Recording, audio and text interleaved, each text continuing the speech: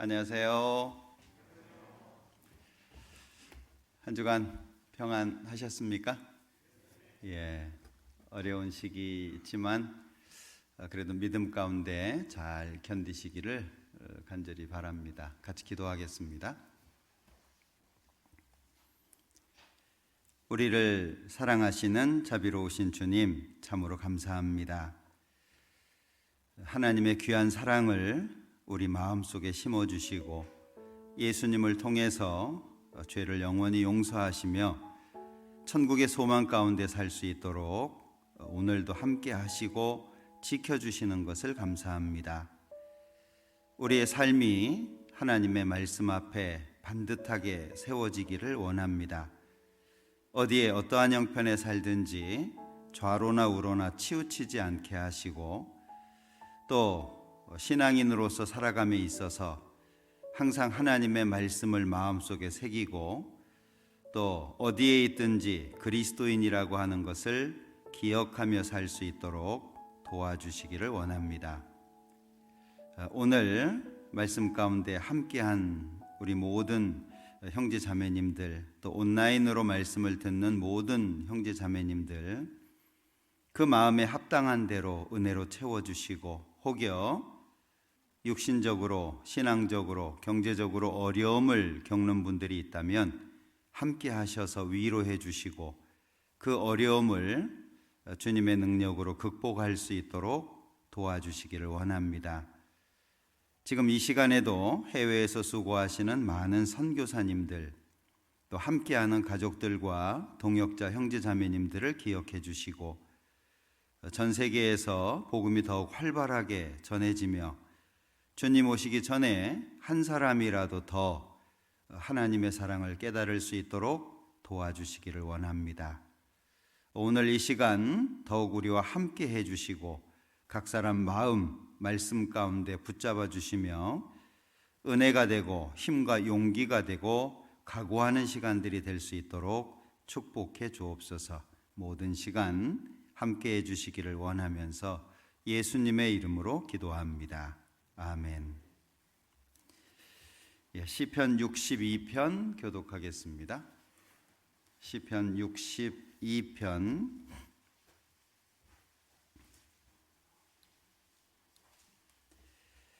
시편 62편입니다. 나의 영혼이 잠잠히 하나님만 바라며 나의 구원이 그에게서 나는도다.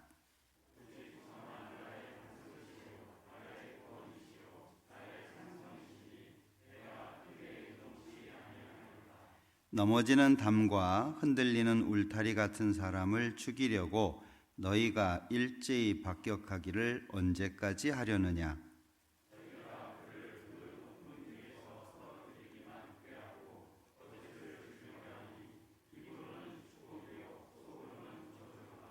나의 영혼아 잠잠히 하나님만 바라라. 대저 나의 소망이 저로조차 나는도다.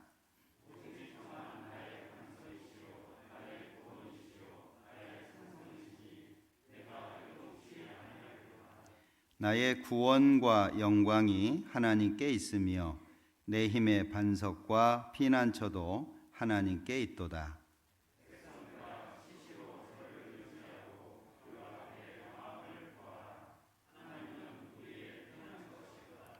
진실로 천한 자도 헛되고 높은 자도 거짓되니 저울에 달면 틀려 입김보다 경하리로다.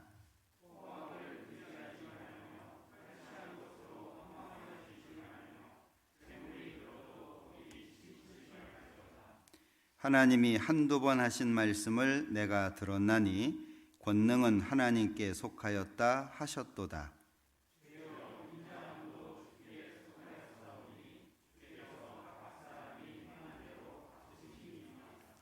찬양대에서 신약성경 고린도 후서 6장 찾겠습니다.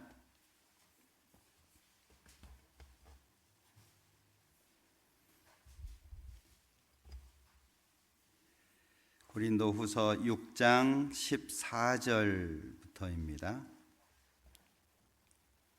고린도 후서 6장 14절. 너희는 믿지 않는 자와 멍에를 같이 하지 말라. 의와 불법이 어찌 함께하며 빛과 어두움이 어찌 사귀며 그리스도와 벨리알이 어찌 조화되며 믿는 자와 믿지 않는 자가 어찌 상관하며 하나님의 성전과 우상이 어찌 일치가 되리요. 우리는 살아계신 하나님의 성전이라. 이와 같이 하나님께서 가라사대 내가 저희 가운데 거하며 두루 행하여 나는 저희 하나님이 되고 저희는 나의 백성이 되리라 하셨느니라. 그러므로 주께서 말씀하시기를 너희는 저희 중에서 나와서 따로 있고 부정한 것을 만지지 말라. 내가 너희를 영접하여 너희에게 아버지가 되고 너희는 내게 자녀가 되리라. 전능하신 주의 말씀이니라 하셨느니라.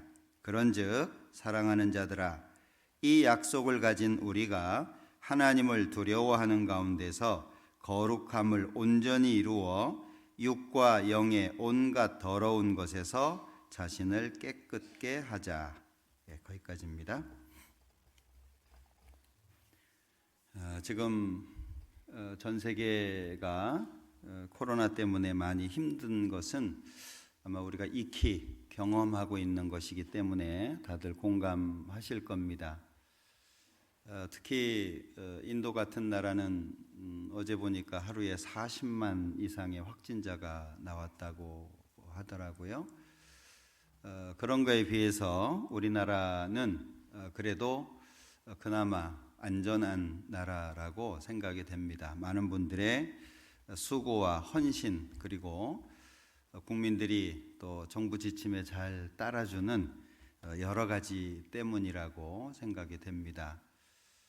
우리 형제 자매님들도 개인 방역에 좀 더 이렇게 신경을 써야 될 것이고, 이게 나 한 사람만의 문제가 아니라 내가 코로나에 걸리면 내 가족들 그리고 내 주변에 있는 사람들까지 다 피해를 보기 때문에 이렇게 쉽게 생각하면 안 될 것 같아요. 특히 이제 날씨가 더워지고 있기 때문에 많은 분들이 외부 활동을 하게 될 텐데 좀 답답하시더라도 우리는 좀 자제하시고 이 코로나가 진정이 될 때까지는 어렵더라도 인내하고 참는 것이 필요하리라고 생각을 합니다. 그런 마음으로 좀 더 수고하시고 고생하셔야 되겠다라고 생각이 됩니다. 오늘은 고린도 후서 6장 14절부터 7장 1절까지를 생각해 볼 건데요. 오늘 주제를 구별과 성령의 인도, 구별과 성령 인도라는 부분에 대해서 같이 좀 생각을 해보려고 합니다. 최근 들어서 서울에 우리 이 목사님께서 계속 성령 충만에 대해서 말씀해주고 계시잖아요.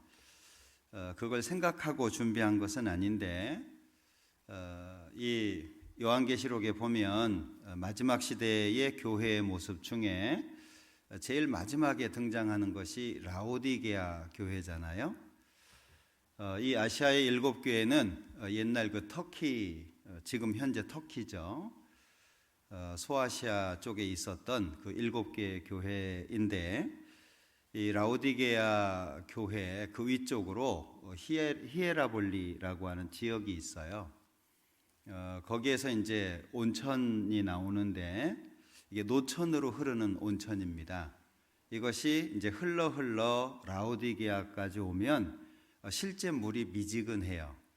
제가 들어가 보니까 실제 물이 미지근하더라고요. 그러니까 실제 그 상황을 말씀하시면서 이 라오디게아 교회의 신앙을 더웁지도 않고 차갑지도 않고 이렇게 평가를 하셨죠. 그래서 차갑든지 더웁든지 하라고, 그렇지 않으면 내가 너희를 토해내칠 거라고 경고의 말씀을 받은 교회가 라오디게아 교회인데, 그게 마지막 시대의 교회의 모습입니다. 지금 우리 시대라고 할 수 있겠죠. 하나님을 믿는다라고 하는 사람들은 많아지고 있는데 실제 하나님을 믿는 사람처럼 사는 경우에는 점점 적어지고 있는, 경건의 모양은 있으나 경건의 능력은 부인하는, 지금 우리 시대의 모습이라고 생각할 수 있습니다. 성경을 성경으로 인정하지 않고 성경을 마치 내가 이 세상을 살아가는 데 있어서 내 삶을 좀 도와주는, 내가 삶 속에 조금 위로를 받고 삶에 도움을 받는 정도의 말씀으로 생각을 많이 합니다. 태초에 하나님이 천지를 창조하시니라, 이것이 머리에는 기억이 돼 있고 입으로는 나오고 있는데 마음에서는 실천되지 않는, 그래서 우리 시대의 믿음을 라오디게아 교회에 더웁지도 않고 차갑지도 않는 그 미지근한 모습을 보여주고 있는데, 우리는 확실한 믿음을 소유하는 것이 필요할 것 같아요. 믿으려면 제대로 확실하게 믿고, 그죠? 뒤에는 뭐라고 얘기할지 아시죠? 예, 그 얘기는 안 드리겠습니다. 진짜 그렇게 할까봐. 믿으려면 확실하게 믿는 것이 필요한데, 오늘 고린도 후서를 통해서 이 구별 그리고 성령의 인도라고 하는 부분을 같이 좀 생각을 해보겠습니다. 우리가 읽었던 이 내용은 14절입니다. 너희는 믿지 않는 자와 멍에를 같이 하지 말라. 오해하면 안 믿는 사람들하고는 같이 아무것도 하지 마라 이렇게 이해할 수 있는데, 그런 의미가 아니고요. 여기 멍에라고 하는 것은 뭔가를 함께 하는 겁니다. 지금은 흔히 볼 수 없지만 과거에 보면 소 2마리를 같이 묶어서 논밭을 갈게 하는 그런 것들을 흔히 볼 수 있는데, 그 소의 목에 거는 게 있어요. 2마리의 소에 이렇게 연결해서 거는 게 있는데 그걸 멍에라고 합니다. 여기 멍에라고 하는 것은 쉽게 얘기하면 결혼을 멍에라고 할 수 있겠죠. 평생을 같이 해야 되잖아요. 그런데 만약에 안 믿는 사람하고 믿는 사람하고 결혼을 하면 행복할까요? 안 믿는 분들은 오해하시더라고요. 예수 믿는 것들은 지들끼리 결혼해야 된대, 뭐 이렇게 비난하시는 분들도 있는데 그럴 문제가 아닙니다. 실제로 믿는 사람과 믿지 않는 사람은 합의점을 찾기가 정말 어렵습니다. 부부 사이에도 한 사람이 하나님을 믿게 되면 갈등이 시작돼요. 왜냐하면 안 믿는 사람은 어떻게 살고 싶습니까? 오늘 이제 주일인데 11시입니다. 가장 중요한 시간, 11시부터 1시까지, 이 시간이 지나고 나면 어디 놀러 갈 수도 없어요. 점심 먹고 나면 시간 다 갑니다. 하나님 안 믿는 사람은 세상에서 재미나게 살고 싶을 거잖아요. 여기저기 놀러도 가고 여행도 다니고. 근데 하나님 믿는 사람은 어떻게 할까요? 이제 예배에 참석해야 되고 말씀을 들어야 되고 하나님 섬기는 일을 해야 되잖아요. 서로의 생각이 다른데 어떻게 행복할 수 있겠어요? 그 갈등이 커지면 나중에는 심각한 문제까지 생길 수 있는 겁니다. 그러니까 결혼도 멍해고 사업도 멍해가 될 수 있어요. 믿는 사람과 안 믿는 사람이 사업을 같이 하면 누가 손해볼까요? 잘 되던 안 되던, 잘 되면 더 많이 가지려고 하겠죠. 또 안 되면 누구 탓을 하겠습니까? 상대방 탓을 하겠죠. 결국에 이 사업이라고 하는 것도 큰 멍해 중에 하나인데, 그래서 이 믿는 사람이 어떤 마음을 가지고 살아야 되느냐라고 하는 걸 기준을 잡아주고 있는 겁니다. 자, 여기 14절, 너희는 믿지 않는 자와 멍에를 같이 하지 말라. 의와 불법이 어찌 함께하며, 설명이 되고 있죠. 빛과 어두움이 어찌 사귀며, 그리스도와 벨리알, 벨리알은 마귀를 말합니다. 그리스도와 벨리알이 어찌 조화되며 믿는 자와 믿지 않는 자가 어찌 상관하며 하나님의 성전과 우상이 어찌 일치가 되리요. 뭘 설명하는 거죠? 신앙인은 신앙인으로서의 삶의 방향 그리고 삶의 기준이 있다는 걸 말씀하는 겁니다. 하나님을 믿는 사람들은 하나님을 믿는 데 있어서 기준이 있다는 거예요. 그걸 지금 여기에 설명하고 있는데 대조하고 있죠. 의와 불법, 빛과 어두움, 그리스도와 벨리알, 믿는 자와 믿지 않는 자, 하나님의 성전과 우상, 이렇게 대조가 돼 있죠. 그러니까 반복해서 뭘 설명하고 있는 거냐? 믿는 사람은 구별되는 게 필요하다. 그걸 말씀하는 겁니다. 만약에 하나님을 믿는다라고 하는 사람이 세상 사람하고 똑같이 산다면 어떻게 평가를 할까요? 술 먹는 자리에선 같이 술 먹고, 누구 뒷담화할 때는 같이 뒷담화하고, 죄를 질 때 같이 죄를 짓고, 그리고 믿을 때는 믿는 사람처럼 하고, 그러면 여러분들 같아도 어떻게 평가하시겠어요? 아, 저 사람은 참 유연한 믿음을 갖고 있구나. 세상 사람하고도 잘 어울리고 또 하나님 믿는 가운데에서도 또 잘 어울리고, 어떻게 칭찬하시겠습니까? 대번에 저 가짜다라고 얘기할 거예요.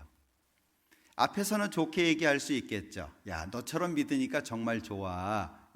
우리 같이 계속 이렇게 살면서 너 하나님 믿는 거 믿어, 방해하지 않아. 근데 우리끼리 같이 재미나게 살자. 그것은 하나님이 원하시는 방법이 아니라는 걸 기억하셔야 돼요. 자, 그러니까 여기 16절 중간에 하나님께서 가라사대 내가 저희 가운데 거하며 두루 행하여 나는 저희 하나님이 되고 저희는 나의 백성이 되리라 하셨느니라. 자, 구별이 왜 필요한 거죠? 하나님이 같이 사시겠다는 거예요. 많은 분들은 종교적인 기준을 가지고 삽니다. 그러니까 여러 가지 종교가 있는데 그 중에 나는 기독교를 선택한 거야 라고 생각을 합니다. 그런데 하나님의 말씀은 전혀 달라요. 종교적인 외형적인 모습이 아니고 같이 살자는 겁니다. 근데 하나님은 거룩하신 분이에요. 하나님은 죄가 없는 분입니다. 그 하나님과 같이 살기 위해서 필요한 게 뭐냐? 앞부분에 구별을 말씀하신 거예요. 하나님을 믿는 사람들이 이 세상에서 구별돼서 산다라고 하는 건 굉장히 중요한 부분입니다. 그래서 17절에 고린도후서 6장 17절 그러므로 주께서 말씀하시기를 너희는 저희 중에서 나와서 따로 있고 부정한 것을 만지지 말라. 내가 너희를 영접하여 너희에게 아버지가 되고 너희는 내게 자녀가 되리라. 전능하신 주의 말씀이니라 하셨느니라. 그러니까 하나님과 함께 살기 위해서는 따로 있고 이게 필요하죠. 구별입니다. 부정한 것을 만지지 마라. 이 죄 가운데 살면 안 된다는 거예요. 7장 1절입니다. 그러므로 사랑하는 자들아 이 약속을 가진 우리가 하나님을 두려워하는 가운데서 거룩함을 온전히 이루어 육과 영의 온갖 더러운 것에서 자신을 깨끗게 하자. 여기 하나님을 두려워하는 가운데서 이게 경외입니다. 무서워하는 거하고 다른 겁니다. 다시 말하면 하나님을 하나님으로 인정하는 걸 말하는 거예요. 하나님을 하나님답게 대우하는 걸 말하는 겁니다. 지나가다가 큰 개가 있어서 무서워하는 그런 무서움이 아니고요. 하나님을 하나님으로 인정하고 섬기는 것, 그것을 여기 두려움이라고 표현했는데 이걸 경외라고 표현을 하죠. 그 외자가 두려워한다는 한자거든요. 자, 두려워하는 가운데서 거룩함을 온전히 이루어 육과 영의 온갖 더러운 것에서 자신을 깨끗하게 하자. 육이라고 하는 건 도덕적인 거죠. 하나님을 믿는다라고 하는 사람들은 도덕적으로도 깨끗해야 될 걸 말씀하고 있습니다. 그리고 또 한 가지는 영의 온갖 더러운 영, 신앙적으로도 영적으로도 깨끗해야 되는 거예요. 성경도 제대로 알아야 되고 믿음도 제대로 가져야 되고 하나님을 향한 온전한 마음을 제대로 갖고 있어야 됩니다. 그러니까 내적으로나 외적으로 깨끗해야 될 걸 말씀하고 있죠. 그러기 위해서 구별이라고 하는 것이 필요하다라고 14절부터 쭉 말씀하고 있는 겁니다. 이 성경 여러 곳에서 구별에 대한 말씀이 아주 많은데 우선 신명기 7장을 한번 보죠. 구약 성경입니다. 자, 신명기 7장 1절입니다.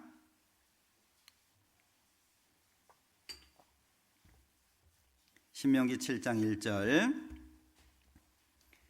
네 하나님 여호와께서 너를 인도하사 네가 가서 얻을 땅으로 들이시고 네 앞에서 여러 민족 헷 족속과 기르가스 족속과 아모리 족속과 가나안 족속과 브리스 족속과 히위 족속과 여부스 족속 곧 너보다 많고 힘이 있는 7 족속을 쫓아내실 때에 네 하나님 여호와께서 그들을 네게 붙여 너로 치게 하시리니 그때에 너는 그들을 진멸할 것이라.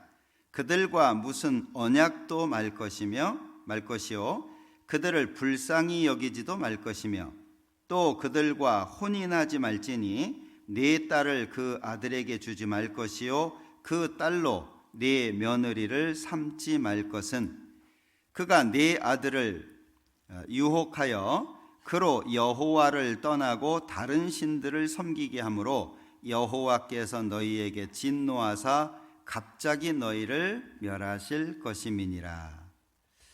자, 여기 이스라엘 백성들이 이집트에서 종살이를 하잖아요.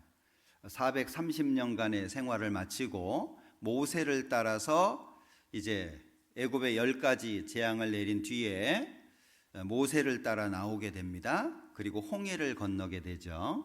그리고 광야 생활을 40년 하게 됩니다. 그 이후에 요단강을 건너서 가나안 땅으로 들어가게 되는데 가나안 땅에 들어가면 여기 가나안 땅, 지금 팔레스틴 땅입니다. 이스라엘이 살고 있는 그 땅입니다. 여기 7 족속을 대표적으로 소개를 해놓고 있죠. 자, 이 7 족속을 여기 뭐라고 설명하고 있느냐 하면 너보다 많고 힘이 있다 이렇게 표현을 했어요. 이스라엘 민족보다 강한 민족이라는 거죠. 자, 그 민족을 하나님의 능력으로 쫓아내게 해주실 건데 그 뒤에 너희들이 이렇게 해라 라고 몇 가지를 명령하셔요. 첫 번째는 3절 끝에 무슨 언약도 말 것이요. 그 가나안 민족과 언약하지 마라. 그리고 또 한 가지는 그들과 혼인하지 마라. 왜 혼인하지 마라 라고 말씀하셨냐 하면 이유가 4절입니다. 그가 네 아들을 유혹하여 그로 여호와를 떠나고 다른 신들을 섬기게 할 텐데 그렇게 되면 너희가 망할 거다. 자, 구약의 여러 곳에서도 이렇게 경고하신 말씀들이 많거든요. 16절 신명기 7장 16절입니다. 네 하나님 여호와께서 네게 붙이신 모든 민족을 네 눈이 긍휼히 보지 말고 진멸하고 그 신을 섬기지 말라. 그것이 네게 올무가 되리라. 이스라엘 백성은 하나님의 백성입니다. 하나님만 섬기는 민족이죠. 그런데 약속의 땅에 가보면 다른 민족이 이미 살고 있어요. 그 민족을 쫓아내고 그 다음에 그 땅을 차지했는데 만약에 그들과 언약을 하고 그들과 혼인을 하게 되면 혼인의 문제가 아니라 하나님을 향한 신앙에 문제가 생길 거라는 거예요. 그러니까 여기 불쌍히 여기지 말아라 라고 말씀하고 있죠. 그리고 그 신을 섬기지 말고 그 민족을 진멸해야 될 것을 말씀하고 있어요. 25절도 봅니다. 25절 너는 그들의 조각한 신상들을 불사르고 그것에 입힌 은이나 금을 탐내지 말며 취하지 말라. 두렵건대 네가 그것으로 인하여 올무에 들까 하노니 이는 네 하나님 여호와의 가증히 여기시는 것임이니라. 너는 가증한 것을 네 집에 들이지 말라. 너도 그와 같이 진멸당할 것이 될까 하노라. 너는 그것을 극히 꺼리며 심히 미워하라. 그것은 진멸당할 것임이니라. 구약을 읽어보면 하나님이 명령을 아주 강력하게 하신 것을 볼 수 있습니다. 특히 26절 끝에는 너는 그것을 어떻게 하냐면 극히, 극이라고 하는 것은 최고 꼭대기죠. 그러니까 꺼리는데 그냥 조금 꺼리는 정도가 아니라 아주 진절머리 나도록, 아예 쳐다보기 싫을 정도로 극히 꺼리라고, 심히 미워하라고 여기 경고하고 있는 겁니다. 12장을 보죠. 신명기 12장 30절입니다. 너는 스스로 삼가서 내 앞에서 도망한 그들의 자취를 밟아 올무에 들지 말라. 또 그들의 신을 탐구하여 이르기를 이 민족들은 그 신들을 어떻게 위하였는고 나도 그와 같이 하겠다 하지 말라. 네 하나님 여호와께서는 네가 그와 같이 행하지 못할 것이라. 여호와께는, 네 하나님 여호와께는 네가 그와 같이 행하지 못할 것이라. 그들은 여호와의 꺼리시며 가증히 여기시는 일을 그 신들에게 행하여 심지어 그 자녀를 불살라 그 신들에게 드렸느니라.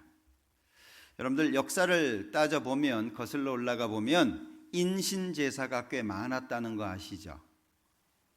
우리나라도 이 심청이 인당수에 왜 빠뜨렸어요? 그 신의 노여움을 잠재우기 위해서입니다. 역사적으로 거슬러 올라가면 신에게, 물론 우상이죠, 신에게 자녀까지 바치는 일들이 있는 거예요. 그런데 이스라엘 백성들에게 너희는 그들의 신을 탐구하지 마라. 이 사람들은 자기가 믿는 신을 어떻게 섬겼냐 연구해가지고 우리도 그렇게 해야 되겠다 그러지 말라는 거예요. 실제 인류의 역사를 이렇게 보면은요, 잔인한 역사들이 굉장히 많습니다. 그 중에 하나가 여기 31절 끝에 나오는 자식, 사람을 제물로 바치는 거예요. 이 상당히 많았던 일들입니다. 그런 거 흉내내지 마라 그 얘기죠. 여호수아 23장에 보면 만약에 너희가 이 민족을 친근히 해가지고 혼인하고 피차 왕래한다면 그것 자체가 하나님 앞에서 올무가 되고 덫이 될 거다, 채찍이 되고 그리고 눈에 가시가 될 거라고 경고를 하셨어요. 물론 이 외에도 굉장히 많습니다. 그런데 이런 경고를 제대로 받아들이지 않아서 실제 이 이스라엘 역사 속에서 벌을, 심판을 받은 사람들이 꽤 많이 나와요. 그 중에 대표적인 사람이 아합이라고 하는 이스라엘의 왕입니다. 이 아합이라고 하는 사람은 이방 여인을 아내로 데리고 왔죠. 이세벨이라고 하는 이방 여인을 아내로 데리고 옵니다. 그리고 나서 그 이세벨에게 자꾸 충동이 되는 거예요. 이세벨의 말을 따르게 되는 거죠.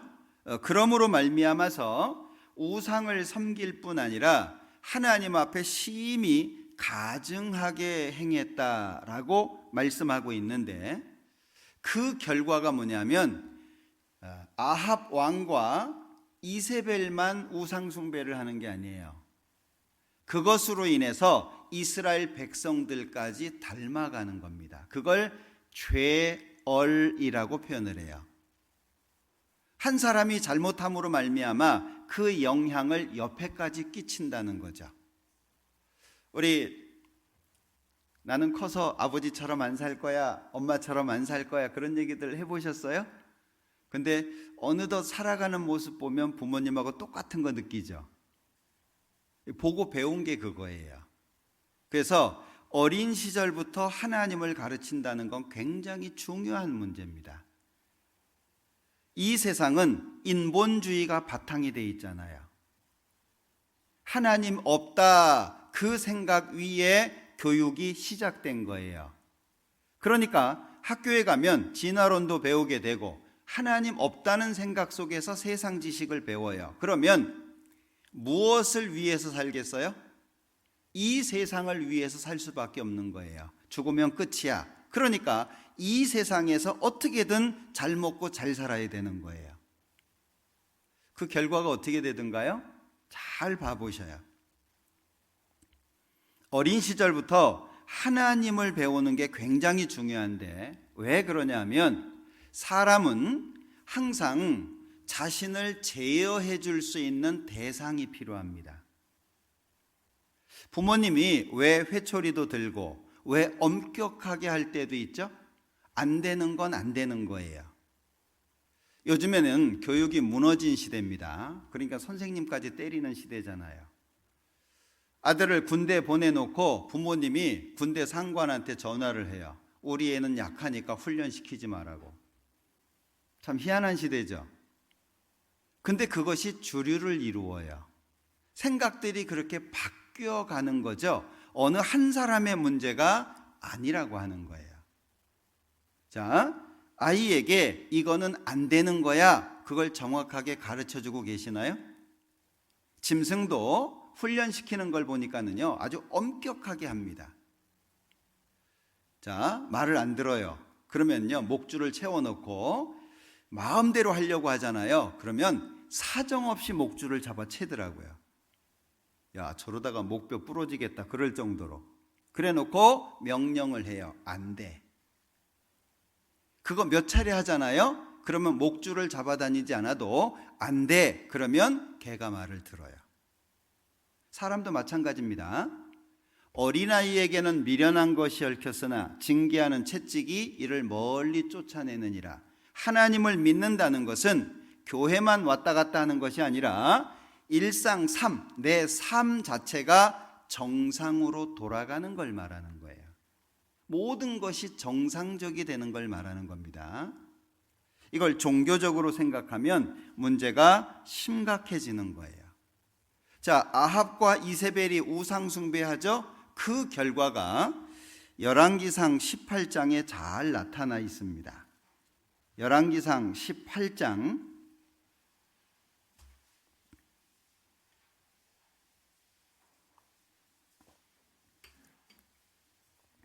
21절입니다. 21절 엘리야가 모든 백성에게 가까이 나아가 이르되 너희가 어느 때까지 두 사이에서 머뭇머뭇하려느냐. 여호와가 만일 하나님이면 그를 좇고 바알이 만일 하나님이면 그를 좇을지니라 하니 백성이 한 말도 대답지 아니하는지라. 잘 아시죠? 이스라엘에 가보면 이스라엘 지도를 보면은요 완만하게 지중해를 타고 쭉 올라가다가 톡 튀어나온 부분이 있어요. 현대 지명으로 하이파라고 하는데 거기에서 조금 45도 각도로 내려오면 갈멜산이 있어요. 이 갈멜산에서 이스라엘 백성들이 누가 진짜 신이냐 이걸 모르는 정도까지 간 거예요. 그 역할을 누가 한 거예요? 아합과 이세벨이 한 겁니다. 그러니까 자, 이 엘리야가 우상 숭배자들 다 모아라. 그래서 850명이 모였어요. 우상 숭배를 앞장서 있는 지도자들입니다. 850명하고 엘리야 한 사람하고 누가 진짜 신이냐 이걸 드러내는 시합을 하는 거예요. 자, 그런데 이제 엘리야가 이스라엘 백성들한테 얘기를 하는 겁니다. 너희들이 언제까지 두 사이에서 머뭇거릴 거냐? 하나님이 진짜 신인지 바알이 진짜 신인지 모르는 상태가 돼버렸어요. 하나님을 믿는 사람으로서 정체성을 잃어버린 거죠. 자, 하나님의 백성으로서 이방인과 섞이는 것은 정체성을 잃어버리는 건데 그 정체성은 다른 말로 하면 생명력이라고 할 수 있어요. 하나님을 믿는 사람들의 정체성, 나는 그리스도인이야, 나는 하나님을 믿는 사람이야, 난 천국 가야 될 사람이야. 그 정체성이라고 하는 것은 믿는 그것, 그리스도인으로서 살 수 있는 생명력이라는 거예요. 그런데 지금은 어떻죠? 다 섞여져 버렸어요. 마치 이 엘리야 시대처럼 머뭇거리고 있는, 오히려 하나님을 도전하고 하나님을 등지는 시대가 돼버렸어요. 하나님 없이 우리끼리 잘 살아보자. 이미 성경에는 마지막 때에 그렇게 될 것을 예언하고 계십니다. 시편 2편을 한번 보죠.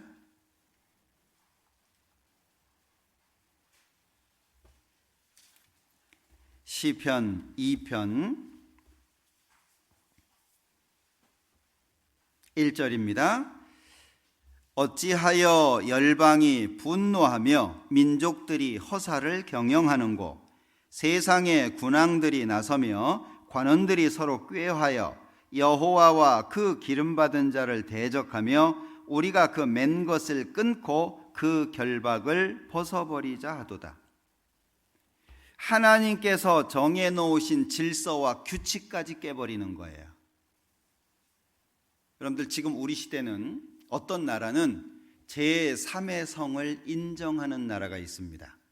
제3의 성 들어보셨어요? 남자냐 여자냐 결정 안 해놓은 거예요. 자기가 커가지고 결정하는 거예요. 난 남자 할래, 난 여자 할래. 희한한 시대죠. 하나님께서 정해놓으신 우리가 그 맨 것, 그것을 끊어버리고 그 결박, 하나님이 정해놓으신 것이 있어요. 그걸 끊어버리는 시대입니다. 그러니까 무엇이 옳은 것인지 무엇이 그른 것인지를 구분하지 못하는 시대가 지금 우리 시대예요. 정말 놀라운 시대입니다. 왜? 하나님하고 그만큼 멀어진 거예요. 마치 엘리야 시대처럼 바알이 하나님인지 하나님이 진짜 하나님인지 구별하지 못하는 그런 시대. 그러니까 훗날 여호수아조차도 뭐라고 이야기를 합니까? 이 여호수아가 이제 이스라엘 백성들, 훗날이 아니고 앞부분이네요. 이제 모세가 죽고 여호수아가 이어서 이스라엘 백성들을 인도하잖아요. 가나안 땅에 들어갑니다. 그 이스라엘 백성들에게 자, 우상 섬기지 말고 여호와만 섬겨라. 만약에 하나님 섬기는 것이 너희에게 좋지 않게 보이거든 너희 열조가 강 저편에서 섬기는 신을 섬기든지 혹 이 땅의 사람들이 섬기던 신을 섬기든지 오늘날 섬길 자를 택해라. 나와 내 집은 여호와를 섬길 거다. 여호수아가 하나님을 섬기든지 우상을 섬기든지 선택해야 될 것을 말하고 있거든요. 우리도 마찬가지입니다. 이 구별이라고 하는 것은 하나님을 섬기는 신앙에 있어서 굉장히 중요한 부분이에요. 지금 우리 시대는 교회 가면 기독교인이라고 부릅니다. 기독교라고 하는 말은 그리스도라고 하는 말을 한자로 표현한 거예요. 헬라어 그리스도를 소리나는 대로 변형시킨 거죠. 한자로 이렇게 대체를 한 겁니다. 기리사독 이렇게 한자로 표현을 하는데 그 두 글자를 빼가지고 기독교, 다시 말하면 기독교라고 하는 말은 그리스도교라는 말이에요. 예수님이 중심인 거죠. 그런데 믿는다라고 하는 사람들이 교회 가서 찬송 부르고 예배에 참석하고 그러면 자신을 기독교인이라고 표현을 해요. 근데 이것은 심각한 오류가 있는 겁니다. 마음속에 참으로 하나님을 믿는 믿음이 있느냐 하는 거예요. 정말 내 마음속에 하나님께서 우주 만물을 창조하셨고 인간 역사를 다스려 가시고 하나님에 의해서 선과 악에 대한 처벌이 주어지고 있다. 정말 그렇게 믿고 있냐라고 하는 거예요. 많은 분들은 종교적으로 접근하기 때문에 하나님을 믿는다라고 말하지만 결국 하나님을 믿지 않는 모습 가운데 있는 거예요. 그게 이스라엘 역사입니다. 예수님 누가 죽였어요? 예수님을 죽인 사람들이 유대 종교가들입니다. 너희들이 하는 일이 다 쓸데없다. 봐라, 다 예수 따라가지 않냐? 심지어는 사람들을 죽이면서까지 이렇게 하는 것이 하나님을 섬기는 예라 하리라. 결국에 예수님까지 십자가에 죽였습니다. 누가? 종교가들이. 하나님 앞에 열심히 가장 특심하다라고 하는 그들이 주동을 해가지고 예수님을 죽였어요. 놀랍지 않습니까? 하나님의 백성이 하나님의 아들을 십자가에 죽였다. 정말 놀라운 일이죠. 지금 우리 시대에 동일하게 그 문제가 나타나고 있습니다. 약속을 따라서 난 자들을, 육신을 따라 난 자들이 핍박한다라고 갈라디아서에 말씀하시죠. 되게 안 믿는 분들은 믿는 분들에 대해서 별로 관심 없어요. 그죠? 이 사람이 장로교인지, 이 사람이 침례교인지 별로 관심 없어요. 그런데 누가 욕을 해요? 믿는다라고 하는 사람들이 서로 못 잡아먹어서 안달이죠. 네가 옳으니 내가 옳으니 2단이니 3단이니 별소리 다 하잖아요. 그래서 어떤 분은요, 나는 이것도 모르고 저것도 모르지만 너희들 싸우는 모습을 보니까 하나님 없다고 생각한다. 그런 분도 있더라고요. 참 부끄러운 모습 중에 한 가지죠. 자, 하나님께서는 구별이라고 하는 걸 계속 강조하세요. 아무리 강조해도 부족한 것이 이 구별이라고 하는 겁니다. 빨간색은 빨간색이어야 돼요. 파란색은 파란색이어야 됩니다. 색깔이 바뀐다라고 하는 건 그건 큰 문제가 있는 거예요. 창세기 1장에 보면 첫째 날 빛과 어둠 나누시죠. 성경은 시작하면서부터 구별을 강조하고 있어요. 빛과 어둠은 함께 할 수 없습니다. 둘째 날 궁창 위의 물과 궁창 아래 물을 나누십니다. 구별이죠. 셋째 날 바다에서 물에서 육지가 올라오게 합니다. 그러니까 바다와 육지가 나누어졌어요. 그리고 육지에는 씨 맺는 채소부터 시작해가지고 과수, 나무까지 땅에서 자라게 합니다. 그리고 넷째 날은 해와 달과 별을 질서 있게 딱 정리를 하시잖아요. 해는 낮을 비추도록, 달과 별들은 밤을 비추도록. 이게 다 구별이 됩니다. 구분이 되는 거예요. 그리고 다섯째 날 하늘에는 새들이 날고 바다에는 물고기들이 살도록. 자, 잘 보시면 하나님께서는 구별을 하시고 그리고 각각의 위치, 역할을 정해 주셨어요. 너는 낮을 비춰, 너는 밤을 비춰, 너는 하늘에 있고 너는 바다에 있고. 구별하실 뿐 아니라 각각의 역할과 위치를 정해 주셨죠. 그리고 일을 다 마치셨어요. 그리고 하나님께서 보시니까 심히 좋았더라. 그럼 하나님이 보실 때 심히 좋은 건 어떤 상태죠? 구별이 돼 있으며 각각의 위치에 충실할 때 하나님이 심히 기뻐하신다는 거예요. 근데 지금 우리 시대는 어떻죠? 다 그것이 깨져버린 거예요. 무너져 버린 겁니다. 그러니까 하나님 믿는 거나 절에 다니는 거나 똑같다. 그러니까 서로 교류도 하고 스님이 교회당에 와서 설법하고 그리고 신부님이 절에 가가지고 설교하고 사람들은 아 좋다라고 얘기해요. 하나님께서도 좋다고 하실까요? 정말 내가 믿는 사람이라면 하나님이 나의 하나님이고 예수님이 나의 구세주가 틀림없다면 그렇다면 생각부터 바꿔줘야 돼요. 시편 37편을 보죠.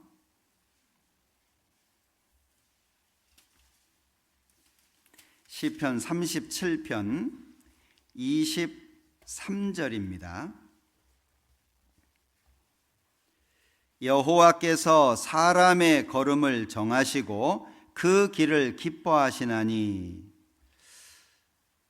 이 말씀을 잘 이해하셔야 됩니다. 여호와께서는 사람의 걸음을 정하신다. 뭘 말하죠? 여기에서 나오는 사람은 하나님의 사람입니다.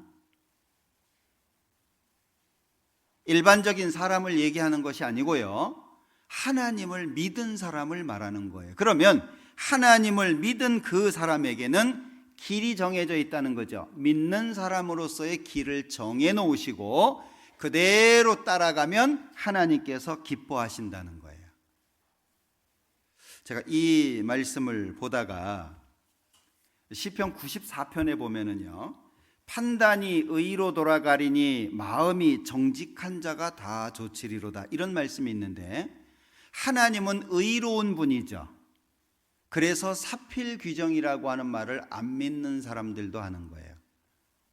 모든 결국이 무엇으로 돌아가죠? 의로 돌아갑니다. 사필귀정이에요. 정으로 돌아가는 거예요. 정자가 바를 정자잖아요. 하나님이 계시기 때문에 정으로 돌아갈 수 있는 겁니다.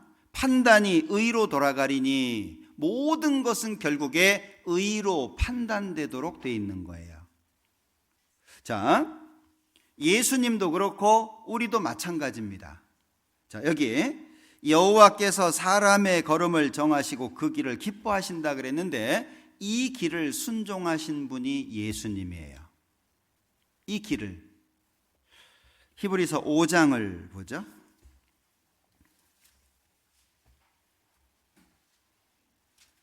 자, 히브리서 5장 8절입니다. 그가 아들이시라도 받으신 고난으로 순종함을 배워서 온전하게 되었은즉 자기를 순종하는 모든 자에게 영원한 구원의 근원이 되시고 하나님께 멜기세덱의 반차를 좇은 대제사장이라 칭함을 받았느니라. 자, 여기 잘 볼게요. 아들이시라도 신분을 말하고 있죠. 그가 부요하신 자로서 너희를 위해서 가난하게 되셨다. 그러면 자, 예수님이 뭘로 부요하셨다는 얘기죠? 부요하다라고 하는 것은 많다라는 거예요. 풍부하다는 얘기죠. 아주 풍성하다는 얘기예요. 뭐가 풍성하셨다는 얘기죠? 뭐 부동산이 많았다는 얘기예요. 재산이 많았다는 얘기예요. 뭐 땅이 많았다는 얘기예요. 어떤 분들은 자, 고린도후서 8장 9절 그 말씀을요, 자, 우리 하나님 믿는 사람들은 잘 살아야 됩니다. 왜 잘 살아야 되는지 압니까? 그가 부유하신 자로서 우리를 위해서 가난하게 되신 이유가 뭐냐? 너희로 부유하게 하기 위해서. 예수님이 이 땅에 오신 것은 믿는 사람들 잘 살게 하기 위해서입니다. 이런 정말 어이없는 설교를 하는 것을 듣는 거예요. 여러분들, 예수님이 뭐가 부유하셨어요? 예수님은 하나님 자신이잖아요. 창조주로서의 영광, 구속주로서의 영광, 신으로서의 모든 영광과 신성을 갖고 계신 분이에요. 그걸 설명하는 거예요. 그가 아들이에요. 굳이 이렇게 안 하셔도 돼요. 그런데 그가 아들이시라도 받으신 고난으로 순종함을 배웠다. 육체를 가지고 이 땅에 오십니다. 배고픔도 느끼십니다. 피곤함도 느끼십니다. 그러니까 배를 타고 가다가 밧줄을 베개 삼아 주무시잖아요. 사마리아 여인 전도하러 가셨다가 피곤하니까 온물가에 앉으시잖아요. 배가 고프고 우리 육체가 겪는 모든 걸 다 겪으신 거예요. 하나님이 배고파요? 시편에 보면 하나님은 주무시지도 않고 졸지도 않는다고 말씀하셨어요. 신은 졸지도 않고 주무시지도 않아요. 근데 예수님은 주무셔야 돼요. 먹어야 돼요. 하나님하고 너무 달라졌어요. 그러니까 본인이 갖고 있었던 모든 영광과 신성을 내려놓고 이 땅에 오신 거죠. 그게 예수님이 이 땅에 오신 상태예요. 그가 부유하신 자로서 너희를 위해서 가난하게 되셨다.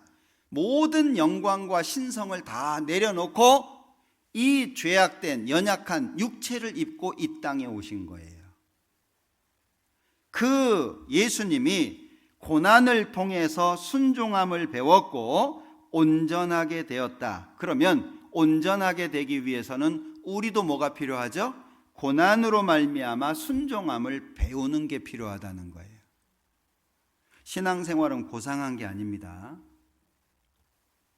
신앙생활은 그냥 백 하나 들고 가방 하나 들고 정장 차려 입고 멋지게 해가지고 그런 고상한 게 아니에요. 신앙생활은 아주 처절한 겁니다.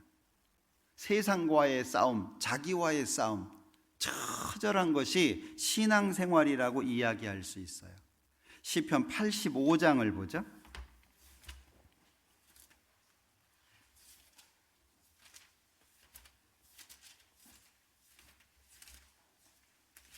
자, 시편 85장 13절입니다. 85장 13절. 의가 주의 앞에 앞서 행하며 주의 종적으로 길을 삼으리로다. 혹시 성경 읽다가 이 말씀 읽어보신 때가 있을 거예요. 어떻게 좀 묵상 좀 해보셨습니까? 이게 굉장히 중요한 말씀입니다. 의가 주의 앞에 앞서 행하며 주의 종적으로 길을 삼으리로다. 자, 예수님 앞에 상상을 해보세요. 예수님 앞에 의가 있고 예수님이 그 의를 따라갑니다. 그리고 주의 종족으로 길을 삼으리로다. 이미 정해진 길을 예수님이 가시는 거잖아요. 좀 전에 그가 아들이시라도 받으신 고난으로 순종함을 배웠다 우리 봤잖아요. 예수님이 걸어가신 길을 설명하고 있는 거예요. 그 길을 믿는 사람들이 따라가는 겁니다. 예수님이 걸어가신 그 길은 예수님만 가신 게 아니고 그 뒤에 믿은 사람들이 따라오라고 흔적을 남겨두신 거예요. 그런데 믿는다고 이야기는 하는데 예수님을 따라가지 않아요. 그럼 어때요? 그건 잘못된 겁니다. 그건 틀린 거예요. 베드로 전서를 한번 보죠.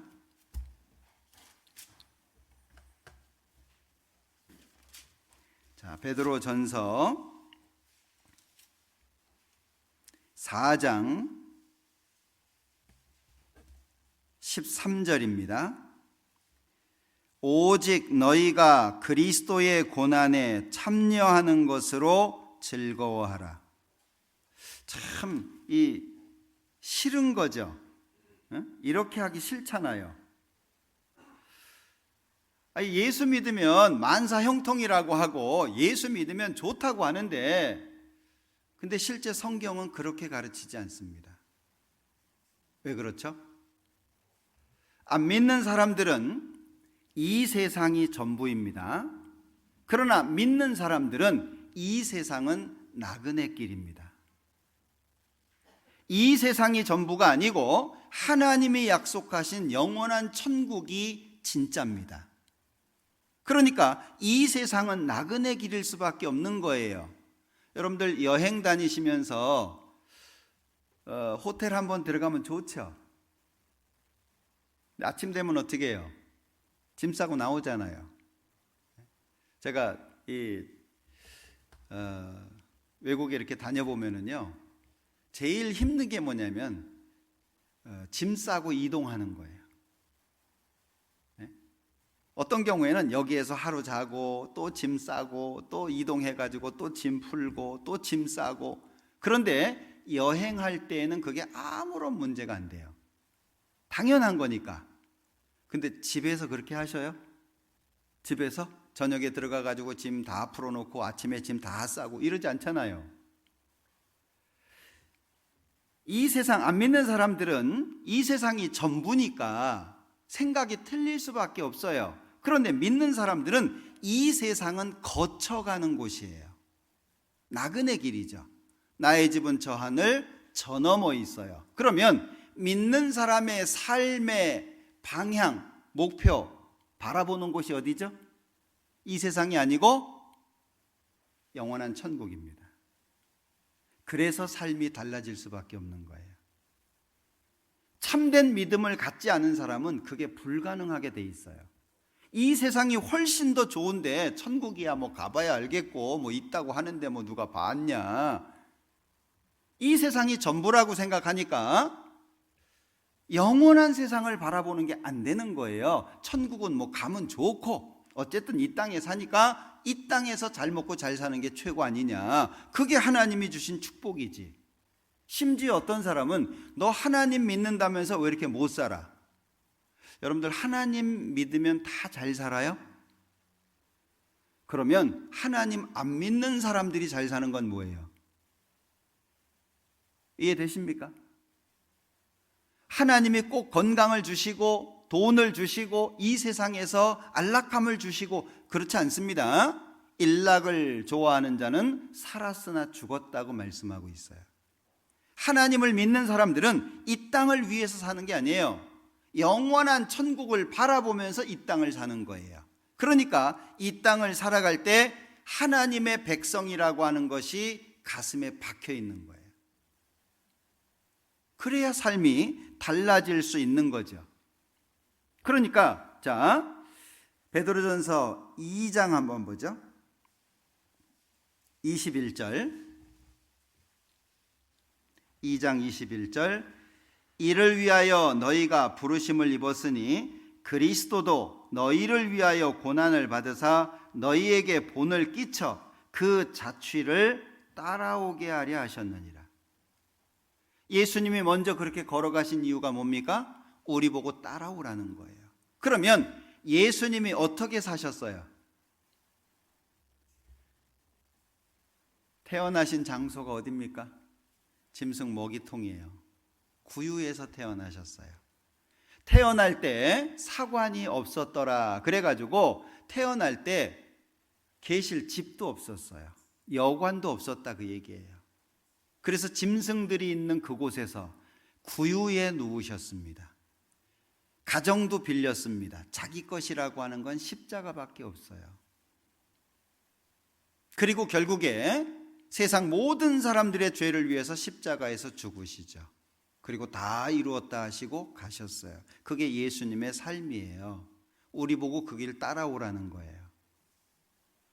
지금 하나님 믿는 사람들은 욕심이 너무 많죠. 안 믿는 사람들보다 욕심이 더 많은 것 같아요.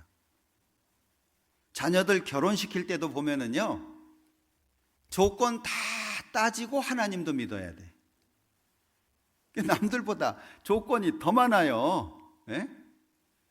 아니, 천국 갈 사람이라면 이 땅의 욕심이 적어져야 돼요? 커져야 돼요?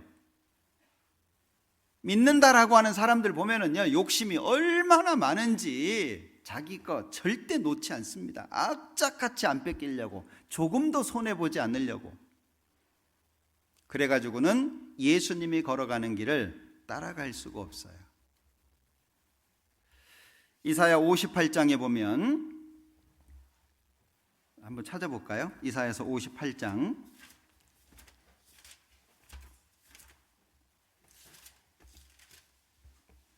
8절입니다. 8절. 그리하면 네 빛이 아침같이 비출 것이며 네 치료가 급속할 것이며 네 의가 네 앞에 행하고 여호와의 영광이 네 뒤에 호위하리니 네가 부를 때에는 나 여호와가 응답하겠고 네가 부르짖을 때에는 말하기를 내가 여기 있다 하리라. 하나님의 원하시는 대로 살면 앞부분은 금식과 관련된 부분입니다. 사람들은 금식한다고요? 얼굴 찡그리고 세수도 안 하고 나 지금 금식하고 있어, 이걸 표시를 낸다는 거예요. 근데 하나님이 원하시는 참된 금식이 뭐냐? 6절에 보면 나의 기뻐하는 금식은 흉악의 결박을 풀어주며 멍에의 줄을 끌어주며 압제당하는 자를 자유케 하며 모든 멍에를 꺾는 것이 아니겠느냐. 또 줄인 자에게 내 식물을 나눠주며 유리하는 빈민을 내 집에 들이며 벗은 자를 보면 입히며 또 내 골육을 피하여 스스로 숨지 아니하는 것이 아니겠느냐. 뭐죠? 하나님의 백성으로 구별되고 하나님의 뜻대로 사는 걸 말하는 거잖아요. 진정한 금식이 뭐죠? 사람들은 금식 그러면은요, 안 먹는 것만 생각을 해요. 교회 다니시는 분들도 마찬가지입니다. 금식 해보셨나요? 한 3일 정도 하잖아요. 그러면 한번 해보시면 좋은데, 이 자기와의 싸움이거든요. 한 일주일 하잖아요. 그러면 숟가락이 앞에 왔다 갔다 해요. 금식이 뭐예요? 금식. 먹을 걸 끊는 거잖아요. 금식 기도라고 하는 것은 아무 때나 하는 게 아니고요. 내 생명을 걸고 하나님 앞에 뭔가 요구할 때. 먹는 걸 끊는다는 거는요, 죽음을 말하는 거예요. 안 먹으면 죽잖아요. 그러니까 목숨 걸고 하나님한테 뭔가를 빌어야 될 때. 우리 부모님이 오랜 시간이 지났는데도 그렇게 하나님을 배척해요. 뭔가 우리 원한들이 있잖아요. 차가 없어서 원한이에요. 집이 없어서 원한이에요. 재산이 없어서 원한이에요. 우리 원한은 그런 게 아니잖아요. 적어도 우리 가족들은 다 천국 가고 싶은데 이 주변에 있는 사람들 보면 말을 안 들어요. 오히려 빈정거리고 비난을 하고 모욕을 하고. 그럼 어때요? 내가 나약함을 깨닫고 하나님의 도움이 더 많이 필요하다고 할 때 금식기도 하잖아요. 그런데 하나님이 기뻐하는 금식이 뭐냐? 하나님의 백성으로 구별되고 하나님의 뜻에 순종하는 걸 진짜 금식이라고 말씀하고 있어요. 그럼 진짜 금식하는 사람들 별로 없죠? 밥은 굶는 사람들이 많은데, 어떤 분들은 뭐 40일 금식 기도했다 그러는데 40일 금식하면 죽어요. 못 삽니다. 그러니까 몰래 홀짝홀짝 사골국물도 먹고 뭐 이것도 먹고. 진정한 금식이 아니에요. 금식한다고 하면서 오락을 즐기고. 이스라엘 백성들이 그렇게 했다고 책망하는 말씀이 58장이에요. 금식한다고 하는데 살아가는 모습은 온갖 죄를 누리고 오락을 즐기고 있는 거예요. 그게 진짜 금식이냐? 그걸 책망한 말씀 중에 8절 9절을 읽은 거예요. 뭐죠? 하나님의 뜻대로 구별이 되고 하나님의 뜻에 순종을 하면 하나님이 호의자가 되주시겠다, 그 얘기잖아요. 하나님께서 지켜주시고 하나님께서 함께 해주시겠다. 그러니까 9절에 보면 네가 부를 때 나 여호와가 응답하겠다. 하나님, 그러면 어째 그러냐? 응답하겠다는 거예요. 그리고 네가 부르짖을 때에는 말하기를 내가 여기 있다. 하나님 앞에 간절히 부르짖을 때 하나님께서 나 여기 있어. 내가 네 기도 듣고 있어. 그렇게 하신다는 이야기잖아요. 구별이라고 하는 것 자체가 계속 반복되고 강조되는 이유가 뭐냐? 성령 인도를 받기 위해서예요. 성령의 인도를 받아야 우리가 하나님의 뜻대로 바르게 살아갈 수 있어요. 우리 깡다구로 하나님 뜻대로 살 수 있는 게 아닙니다. 이 구별을 강조하시는 이유가 여러 가지가 있는데 오늘은 성령의 인도에 대해서 말씀을 드리려고 하는데, 먼저 이 구별을 강조하신 이유 중에 한 가지가 하나님의 사람 사랑하심 때문입니다. 여러분들 자식 포기할 수 있어요? 자식이 곁길로 나가요. 최근에 한강에서 아들이 죽어가지고 슬퍼하는 그 부모의 모습을 봤는데요. 뭘로 설명하겠어요? 다 키웠어요. 잘 자라줬어요. 근데 어느 날 죽은 거예요. 그 마음을 이해할까요? 얼마나, 이거 뭐 찢어진다는 말로도 표현이 안 될 거예요. 그게 부모의 마음일 겁니다. 부모는 자식을 절대 포기 못합니다. 하나님이 왜 계속해서 강조해가지고 구별을 말씀하시느냐? 부모기 때문에 그런 거예요. 나는 너희에게 아버지가 되고 너희는 내게 자녀가 되리라. 하나님을 믿은 사람은 하나님이 아버지가 되시는 거예요. 그러니까 못 놔요. 계속 강조하는 겁니다. 그렇게 하면 안 돼. 우리 자녀들 어때요? 말로 타이르고 그리고 매를 대기도 하고, 그죠? 어떻게 잘못할 때마다 야단치세요? 잘못할 때마다 야단쳤으면 애가 벌써 죽었을 거예요. 그죠? 야단치는 게 많아요? 참는 게 많아요? 사실 참아주는 게 훨씬 더 많습니다. 그러다가 한마디씩 하잖아요. 하나님도요, 우리에게 그러신 거예요. 아버지니까 자식이 곁길로 나가는 것을 볼 수가 없는 거예요. 자, 그런데 하나님이 어떤 분이죠? 하나님을 믿는다고 말을 하는데 하나님이 어떤 분인지 잘 모르는 분들이 있어요. 여기 이사야 40장에 보면 하나님을 어떻게 표현하고 있냐면, 보라, 그에게는, 하나님에게는 열방이 통에 물 한 방울이래요. 이 세상을 어떻게 보시냐? 통에 물 한 방울처럼 보신다. 저울의 작은 티끌, 먼지처럼 보신다. 섬들은 떠오르는 먼지같이 보신다. 이렇게 표현을 해놨어요. 하나님이 보실 때에는 이 지구라고 하는 것도 물 한 방울처럼 보신다, 그 얘기예요. 하나님은 광대하시다 이렇게 표현하죠. 광은 넓다는 얘기고 대는 크다는 거예요. 그 하나님의 넓고 크심을 우리가 이해할 수 있나요? 우리가 믿는 하나님이 그 하나님이에요. 우리가 하나님을 조금이라도 더 이해할 수 있다면 우리는 충분히 순종할 수 있어요. 구별될 수 있어요. 자녀가 부모에게 효도를 합니다. 그 효도하는 마음속에 뭐가 있겠어요? 부모의 사랑이 자리 잡고 있는 거예요. 부모가 자기를 얼마나 사랑하는지를 알면 효도하는 건 쉬워집니다. 하나님이 어떤 분인지를 우리가 정확하게 알게 된다면 우리가 구별되고 순종하는 것은 아주 자연스러워요. 어려운 일이 아니에요. 왜 술을 못 끊어요? 왜 취미를 못 끊어요? 왜 담배를 못 끊어요? 왜 세상의 즐거움을 못 끊어요? 왜 죄를 못 끊어요? 이유가 뭐죠? 내가 믿고 있는 하나님이 현실화되지 않아서 그래요. 그 하나님을 잘 모르는 데다가 현실화되지 않아요. 장로님도 홀짝홀짝 술 드시고 집사님도 드시고 성경에 취하지 말라 그랬지 먹지 말라 그랬냐.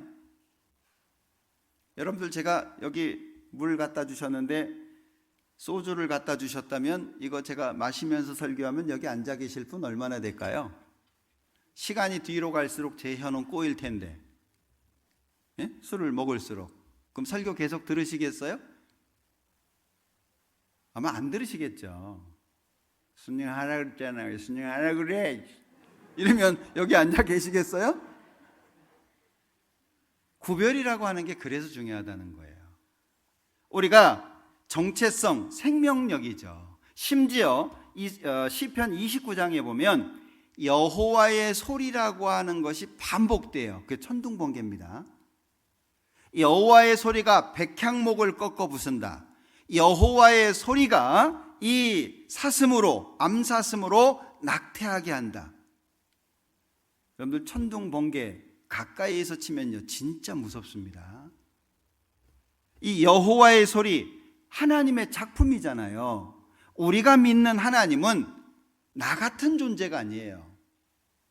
제가 자주 말씀을 드리지만 자기가 믿는 신을 낮추는 사람들이 어디 있어요? 자기가 믿는 신을 이렇게 낮춰서 부르는 사람들이 어디 있습니까? 기독교 말고는 없어요. 이해되세요? 예수님 내 친구예요. 예수 내 친구. 예수를 친구래요. 예수님이 우리를 친구로 대해주시는 것이지 우리가 예수님을 친구로 대해요? 기독교 서점에 가보면요 예수님 그린, 하나님 그린 그림을 한번 봐봐요. 전부 보면요 친숙한 옆집 아저씨처럼 그려놨어요. 여러분들, 이슬람 종교는요 자기들 신 모욕하면은요 끝까지 따라가서 죽입니다. 이 세상의 수많은 종교들 가운데 자기가 믿는 신을 낮추는 종교가 어딨냐, 그 얘기예요. 하나같이 다 높이거든요. 근데 기독교는요 너무 좋은 분이에요. 좋으신 하나님, 내가 뭘 해도 좋아, 잘못해도 이해하고 내 맘대로 살아도 이해하고 내가 뭘 하든지 그냥 다 받아줘. 어떻게 하나님이 그러실까요? 성경에 나타나 있는 하나님은 얼마나 위대하신 분인지 모릅니다. 빛이 있으라 빛이 생겼어요. 어떻게 이해하실 거예요? 말씀으로 만물을 창조하셨어요. 어떻게 이해하실 거예요? 같아요? 그 위대함이 마음속에 정말 그 위대함이 느껴져야 돼요. 하나님 내 친구 아닙니다. 예수님 내 친구 아니에요. 예수님이 우리를 친구처럼 대해주시는 것이지 그렇다고 우리가 예수님 친구라고 할 거예요? 절대 그러면 안 돼요. 우리는 그 위대하신 분의 위대함을 이해하려고 애써야 돼요. 내가 믿는 하나님이 얼마나 위대하신 분이고 얼마나 지극히 높으신 분이고 영광스러운 분인지를 알아가야 돼요. 그래야 우리의 마음이 바뀝니다. 옛날에는 왕이 행차하면 백성들은 땅바닥에 엎드렸습니다. 왕이 행차하는데도 백성들이 땅바닥에 엎드리는데 우리는요, 지금 내 마음에는 하나님이 어느 정도로 잡혀 있어요? 어느 정도로? 하나님이 말씀하시면 예하나요? 구별이라고 하는 말을 다르게 하면 거룩이라고 할 수 있습니다. 거룩이라고 하는 말을 한마디로 설명한다면 명하신 대로 다 행하였더라. 그게 거룩이에요. 그게 구별이에요. 노아에게 방 좀 만들어라. 사이즈 다 알려주셨어요. 하나님께서 명하신 대로 다 준행하였더라. 이게 거룩입니다. 그게 구별이에요. 하나님의 말씀하시니까 바로 실현되잖아요. 우리는 어떻습니까? 하나님의 말씀이라면 나는 무릎 꿇을까요?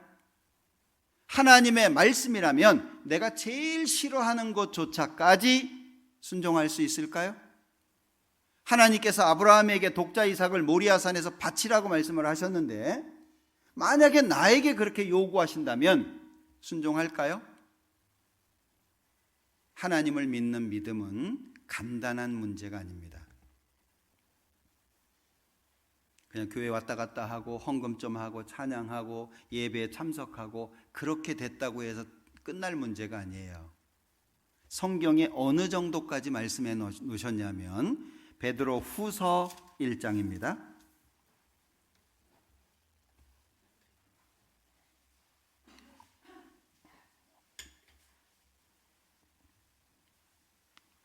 자, 베드로후서 1장 4절입니다.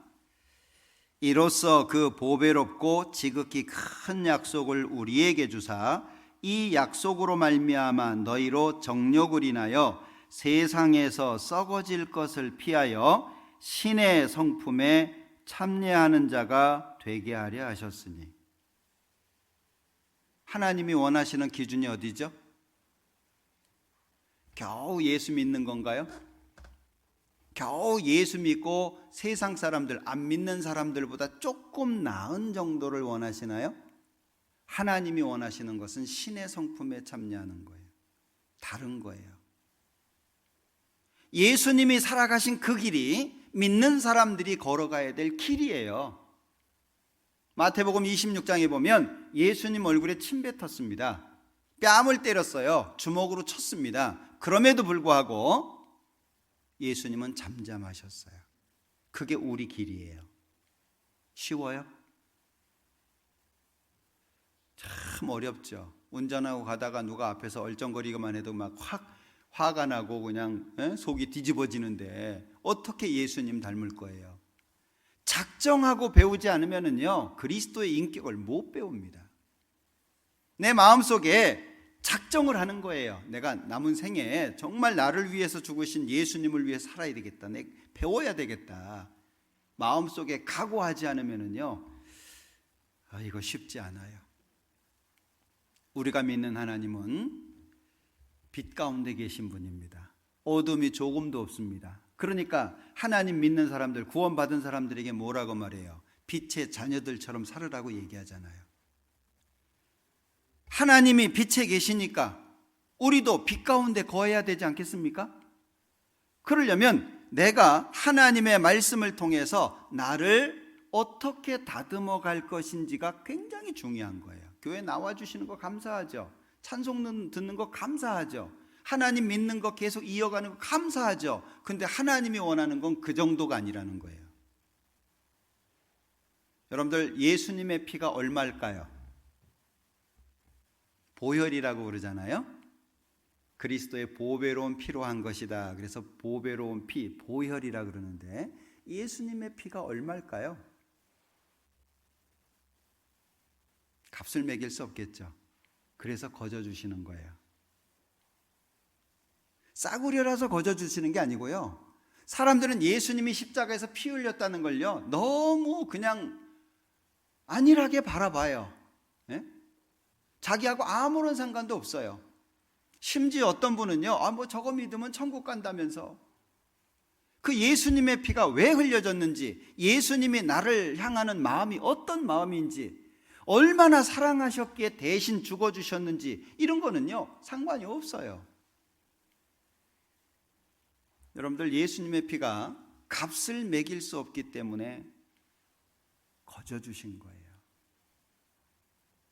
우리가 그 값을 지불할 능력이 없으니까. 그래서 그냥 주신 거예요. 왜 그냥 주셨어요? 우리가 능력이 없어요. 다시 말하면 자격이 없어요. 그런데 왜 예수님이 십자가에서 내 대신 죽어주셨냐? 고린도전서 13장을 사랑장이라고 합니다. 구약의 사랑장이 있어요. 호세아서 11장 보죠.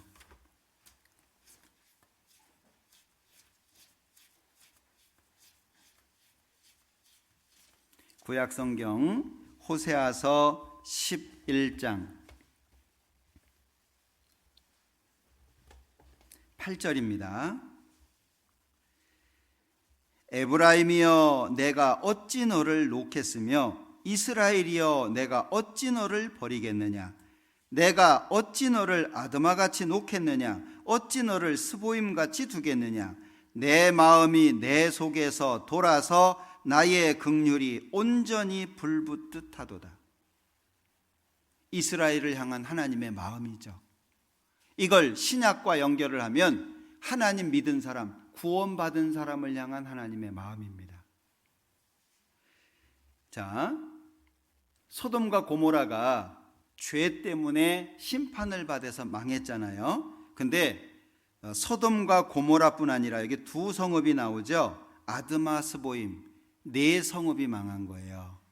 하늘에서 불과 유황이 떨어져 가지고 완전히 불타서 망했거든요.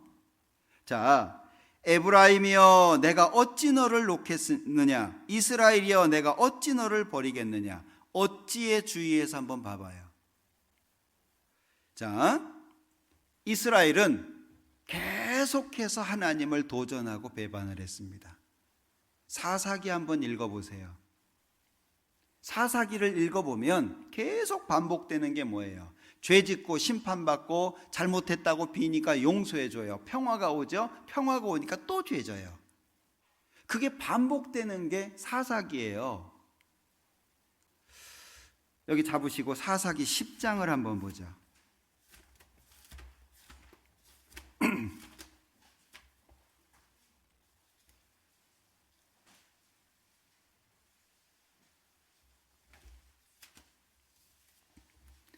사사기 10장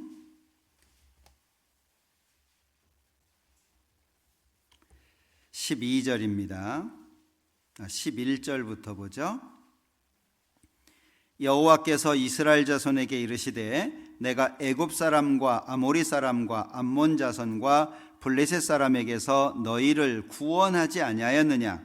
또 시돈 사람과 아말렉 사람과 마온 사람이 너희를 압제할 때에 너희가 내게 부르짖음으로 내가 너희를 그들의 손에서 구원하였거늘 너희가 나를 버리고 다른 신들을 섬기니 그러므로 내가 다시는 너희를 구원하지 아니하리라. 가서 너희가 택한 신들에게 부르짖어서 너희 환난 때에 그들로 너희를 구원하게 하라. 하나님이 얼마나 속상하셨으면 이렇게 말씀하셨을까요? 야, 내가 몇 번이나 도와줬냐? 수없이 도와줬는데 또 우상 숭배하고 죄를 짓냐? 내가 이제 안 도와준다.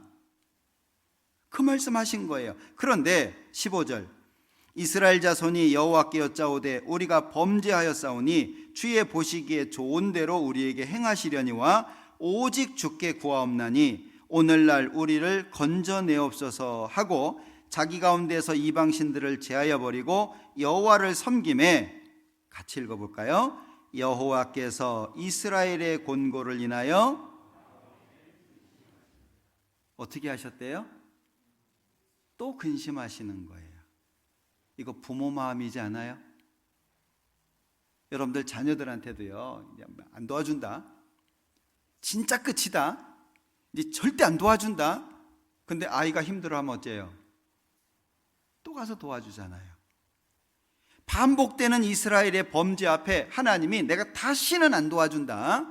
그럼에도 이스라엘 백성이 잘못했습니다, 심판받겠습니다, 스스로 겸손한 마음이 되어가지고 우상에서 구별이 되잖아요. 하나님이 근심하시는 거예요. 그 마음을 여기 호세아서 11장 8절에 다시 말씀하고 있잖아요. 내가 너를 어찌 놓겠냐. 세상 사람들이 다 손가락질하는 내 자식이라고 할지라도 여러분들 어때요? 자식 놓을 수 있어요? 못 놓습니다. 다른 사람들은 저런 놈은 죽여야 된다고 이야기를 할지라도 그 부모는 뭐라 그럴까요? 그 부모한테 물어보면 사람들이 당신 자식 죽이라고 하는데 당신들은 어떻게 했으면 좋겠습니까? 그럼 뭐라 그래요? 살려달라고, 살려만 주라고. 그게 부모 마음이잖아요. 이 하나님의 마음, 특히 호세아서 11장 8절 후반부에 보면은요, 내 마음이 내 속에서 돌아서가 뭐예요? 움직이는 거잖아요. 마음이, 불쌍한 마음이, 긍휼의 마음이 내가 가만히 앉아있지 못하도록 마음속에서 움직이는 거잖아요. 막 돌아요. 그냥 놔둘 수가 없는 거예요. 나의 긍휼이 온전히 불붙듯 하도다. 자, 위대하신 하나님이 나를 위해서 죽는다? 여러분들 어떻게 생각하셔요? 집회할 때 보면은요, 예수님이 십자가에서 내 죄를 몽땅 짊어지고 다 그 고난 받으시면서 영원히 죄를 용서하셨습니다, 다 이루었다 하셨습니다. 많은 분들이 그걸 마음속에 못 담아요. 여러분들 생각해 보세요. 그 위대하신 하나님이, 그 위대하신 하나님의 아들이 나를 위해서 죽는다? 어떻게 생각되세요? 내가 뭐길래? 내가 어떤 존재이길래 그 위대하신 하나님이, 말씀으로 만물을 창조하실 수 있는 그 하나님이 날 대신해서 죽냐고요? 이거는 그냥 글씨로 보는 게 아닙니다. 여러분들 십자가 바라보지만 십자가 속에 있는 그 마음을 보셔야 돼요. 십자가 속에 예수님 마음이 있잖아요. 대신 죽을 수밖에 없는 그 마음. 근데 차라리 내가 죽고 말지, 내가 죽어서 너를 살릴 수 있다면 내가 죽지. 그 십자가 속에 있는 주님의 마음을 한번 봐봐요. 그 사랑 안 받아들일 수 있어요?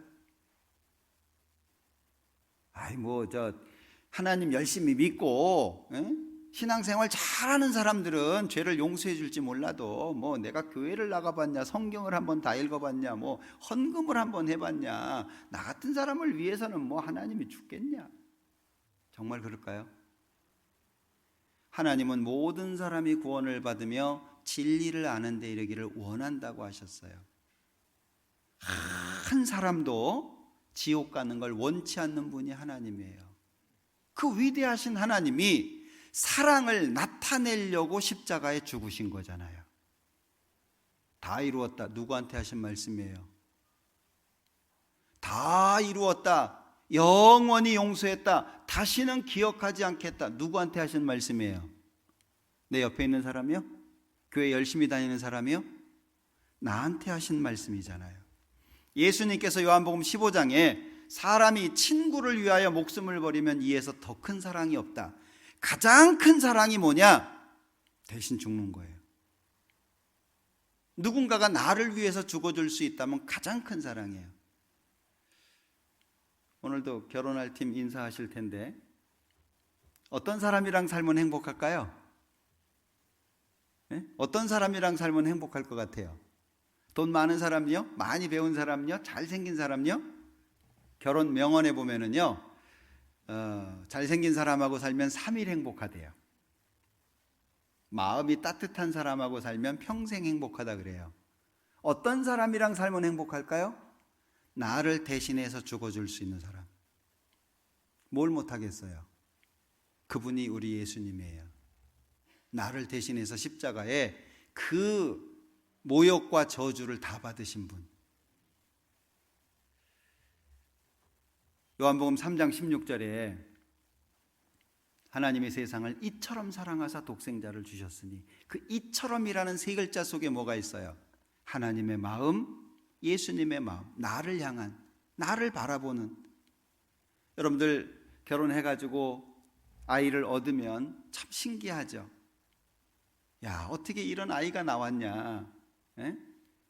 처음에 날 때 보면 좀 실망은 해요. 이렇게 막 쭈글쭈글하고 그래가지고. 근데 아이가 막 옹알이를 하고 눈을 맞추고 그리고 나를 바라보면서 활짝 웃고 그러면 어때요? 에? 어떤 할아버지들은요, 그러시는 분이 있더라고. 에? 미치겠대요. 에? 미치겠대.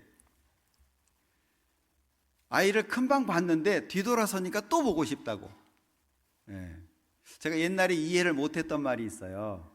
눈에 넣어도 안 아프다는. 예? 이 자녀보다는 그 손주들 말이에요. 눈에 넣어도 안 아프대요. 제가 이해가 안 됐어요. 눈에 넣으면 눈 터지지 뭘 안 아파. 근데 지금은 제가 이해가 돼요. 아, 그렇겠다. 응? 사랑이 그런 거잖아요. 방금 봤는데 뒤돌아서는 거예요. 근데 또 보고 싶은 거예요. 너무너무 보고 싶어가지고 미치겠다고. 그 표현 이해하시죠? 그것으로도 표현할 수 없는 게 하나님 마음인 거 아세요? 보고 싶어서 금방 봤는데 뒤돌아서서 또 보고 싶은, 정말 보고 싶어서 미치겠다는 그 표현이 설명이 안 돼요. 그 말로도. 그게 하나님의 마음이고 예수님의 마음이에요. 구별 안 해야 돼요? 우리 하나님 사랑 내버리고 그냥 내 마음대로 살아야 돼요? 우리 남은 생일을 그래서 잘 살아야 돼요. 성령의 인도, 하나님의 일을 하기 위해서도 구별되는 게 필요하지만 먼저 나를 사랑하신 그 큰 사랑 때문에 우리는 반드시 구별할 필요가 있어요. 더 큰 사랑이 없잖아요. 여기 에브라임이요 그랬는데 거기 자기 이름 넣어봐요. 자기 이름을 넣고 한번 읽어봐요. 제가 읽는다면 이정국이여 내가 어찌 너를 놓겠느냐. 하나님이 놓겠다는 거예요? 결코 못 놓겠다는 거예요. 못 놓겠다는 얘기잖아요. 자기 이름 옆에다가 써놔봐요. 예? 그게 하나님의 마음이에요. 우리는 정말 놀라운 말씀 앞에 설 수밖에 없어요. 성경 전체를 보면은요, 예수님께서 피를 흘려서 죄를 용서하셨다 이렇게 돼 있거든요. 딱 한 군데만 다르게 표현되어 있어요. 딱 한 곳에서만. 사도행전 20장입니다.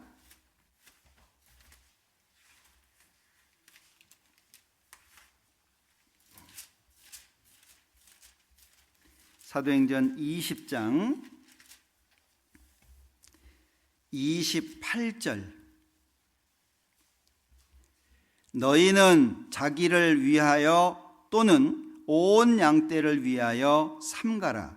성령이 저들 가운데 너희로 감독자를 삼고, 같이 읽어볼게요. 하나님이 자기 피로 사신 교회를 치게 하셨느니라. 여기 친다는 것은 때린다는 게 아니라 돌본다는 겁니다. 하나님이 자기 피로 사신 교회를 샀어요. 교회가 뭐예요? 유대인이나 이방인이나 예수님의 십자가의 피로 구원을 받은 사람들을 교회로 부르잖아요. 그러니까 교회는 이스라엘 사람이든 이방인이든 예수님의 십자가의 피로 영원히 용서를 받은 사람들이 교회가 되는 거예요.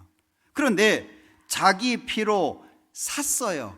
마치 돈을 주고 물건을 사는 것처럼 피를 주고 샀어요. 그게 교회예요. 여러분들, 내가 얼마나 대단하길래 하나님이 자기 피를 주고 사요? 여러분들 그거 아셔야 됩니다. 하나님 앞에 이 세상에서 내가 주인공인 거 아셔야 돼요. 우리는 막 살아야 되는 사람이 아닙니다. 함부로 살아야 되는 사람이 아니에요. 하루를 살아도 제대로 살아야 되고 바르게 살아야 되는 사람들입니다. 왜? 하나님의 사랑이 나하고 직접 연결돼 있잖아요. 애들은 엄마 저 다리 나만 쳐다봐 그러거든요. 어른은 안 그래요. 여러분들 어른들이 그런 얘기하는 거 보셨어요? 이보게 저 다리 나만 쳐다보네. 어른은 그러지 않죠. 애들은 그래요. 왜? 단순하고 순수하니까. 달을 바라보면 항상 자기와 연결되어 있거든요. 오늘 밤에 달 한번 보실래요? 항상 나 쳐다보고 있죠. 하나님이 나하고 연결이 돼 있어요. 여러분들 이 세상에서요, 하나님 앞에 내가 주인공인 거 아셔야 돼요. 요즘에 뭐 자존감이 없다고 뭐 그러는데 자존감이 어디에서 옵니까? 많이 배워서 와요. 돈이 많아서 와요. 능력이 있어서 와요. 여러분들 자존감은 하나님으로부터 온다는 걸 기억하셔야 돼요. 그래서 어린아이에게 하나님과 연결시켜 줄 수 있다면 그 아이는 평생 자기 자존감을 잃지 않을 수 있어요. 하나님이 내 아버지인데, 우주 만물을 창조하신 하나님이 내 아버지인데, 그 일본 사람 우찌무라 간조가 그랬다면서요. 나이아가라 폭포에 가가지고 이 폭포를 만든 주인의 아버지가 아들이 왔다 그랬대잖아요. 그 읽어보셨나요? 그냥 외국 사람들이요, 막 키 크고 코 크고 이런 사람들이 조만한 동양 사람이 소리치니까는요, 야, 네 아버지가 누군데 그러냐? 우리 아버지 하나님이다. 그 정도 자존감은 있어야죠. 여러분들 아버지가 누구예요? 우주 만물을 창조하신 우리 하나님이잖아요. 그 하나님이 나를 어떻게 보셔요? 여기 기록하고 있잖아요. 자기 피로 사신 교회. 교회 전체를 말하는 거니까 교회에다가 자기 이름 넣어봐요. 자기 피로 산 이정국. 여러분들 가치 없는 거 돈 주고 사요? 여기 컵 뚜껑이 있는데 이거 10만 원 주고 사실 분, 당장 팔게요. 안 사요. 아무도 안 사요. 왜요? 10만 원의 가치가 없어요. 그런데 하나님의 피, 예수님의 피는 값을 매길 수가 없어요. 그런데 그 피로 날 샀어요. 내가 얼마나 가치가 있길래. 그거 아셔요? 우리는요, 하나님 앞에 정말 영광스러운 사람들입니다. 겨우 세상에서 좀 어렵고 원하는 거 잘 안 되고 세상 사람들이 알아주지 않고 좀 살아가는데 좀 어렵다고 해가지고요, 비 맞은 장딱처럼 그렇게 살 사람들이 아니라는 거예요. 그래서 기독교 역사 속에 순교자가 6천만 명 이상이 나오잖아요.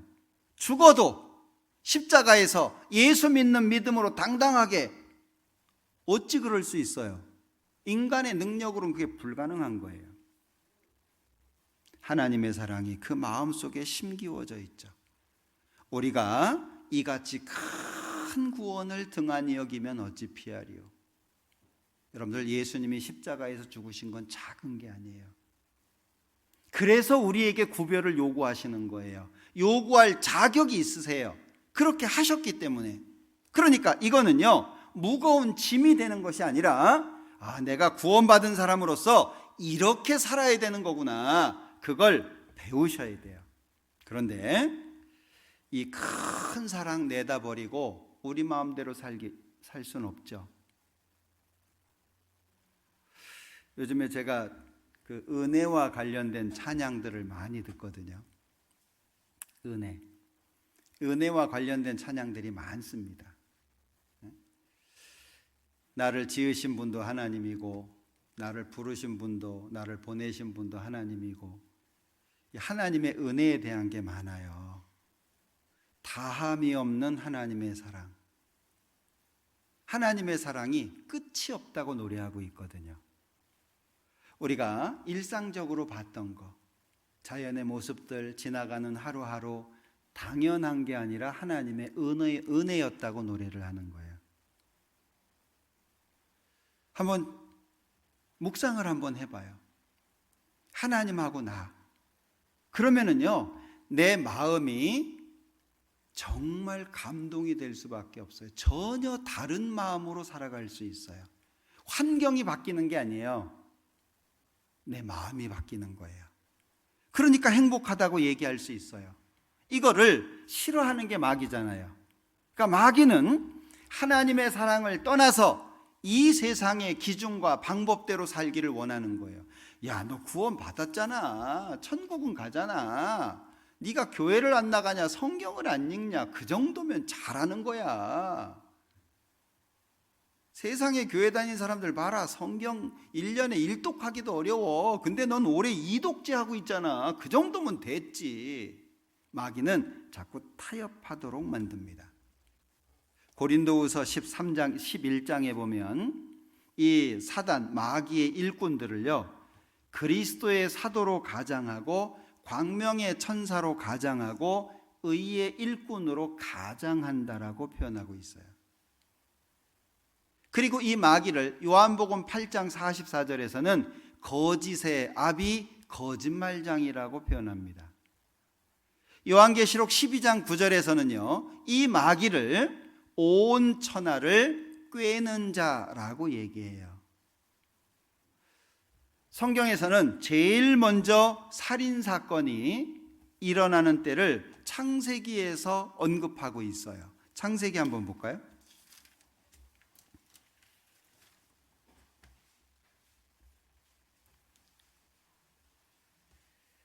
창세기 4장 8절입니다. 가인이 그 아우 아벨에게 고하니라. 그 후 그들이 들에 있을 때에 가인이 그 아우 아벨을 쳐 죽이니라. 아벨 죽였어요. 이게 처음 살인이에요. 누가 죽였어요? 가인이 죽였습니다. 그런데 요한복음 8장 찾아볼게요.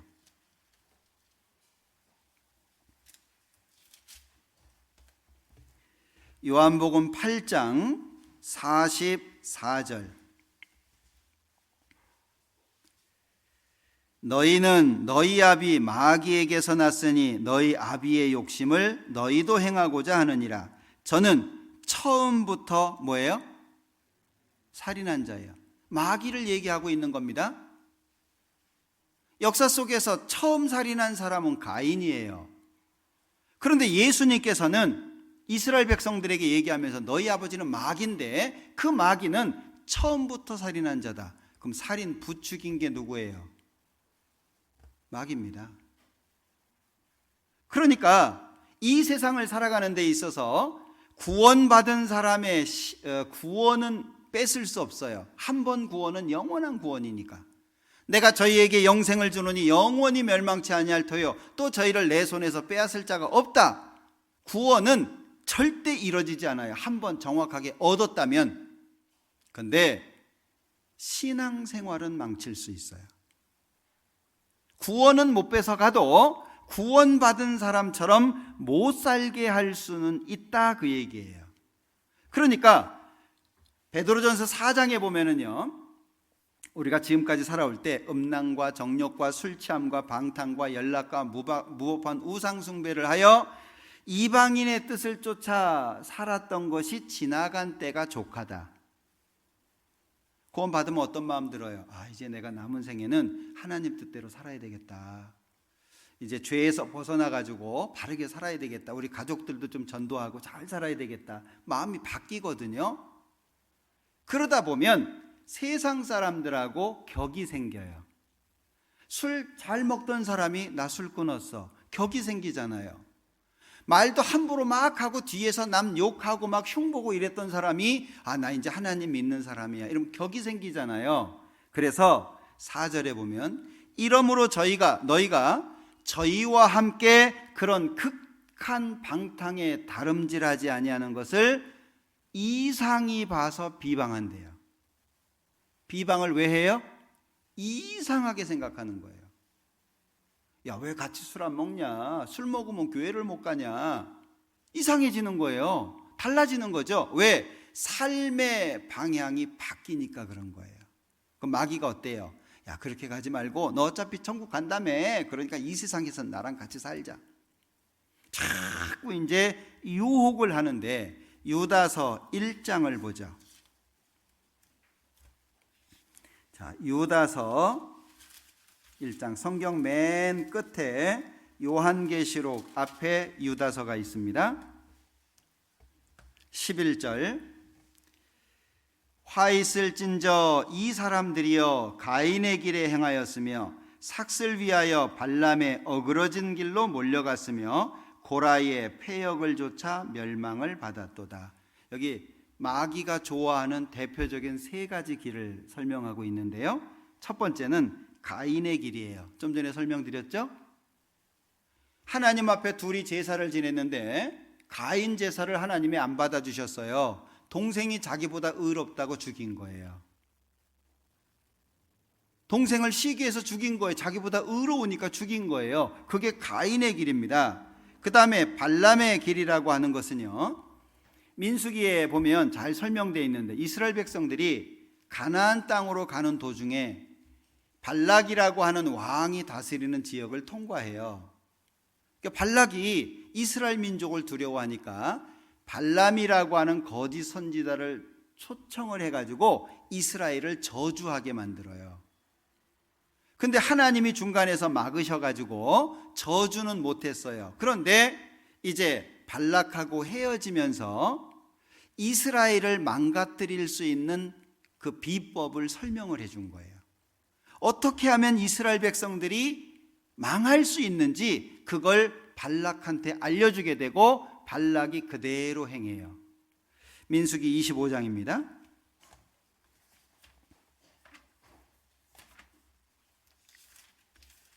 민수기 25장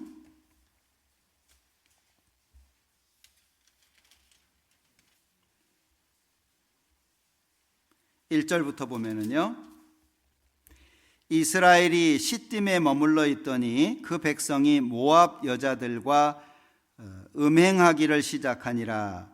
그 여자들이 그 신들에게 제사할 때에 백성을 청하매 백성이 먹고 그들의 신들에게 절함으로 이스라엘이 바알부올, 이게 이제 우상 마귀를 말합니다. 바알부올에게 부속된지라. 여호와께서 이스라엘에게 진노하시니라. 이 방법을 누가 알려준 거냐? 발람이 알려준 거예요. 그러니까 마귀는 어떻게 해서든지 섞이도록 만드는 거예요. 섞이도록. 이스라엘 민족의 정체성을 깨버리는 거예요. 이방인하고 섞이면 망하게 되거든요. 구원받은 사람도, 하나님 믿는 사람도 이 세상 것과 하나님 안 믿는 사람들이 추구하는 것과 섞여버리면 망할 수밖에 없는 거예요. 참 어렵죠. 그래서 계시록 2장에 보면은요, 발람이 발락을 가르쳐서 이스라엘 앞에 올무를 놓게 했다, 이렇게 기록하고 있어요. 발람이 가르쳐 준 거예요. 2장 14절에. 마귀가 지금도 하나님을 믿는 사람들을 혼잡시키려고 하는데요, 하나님은 어떻게 해서든지 구별시키려고 하죠.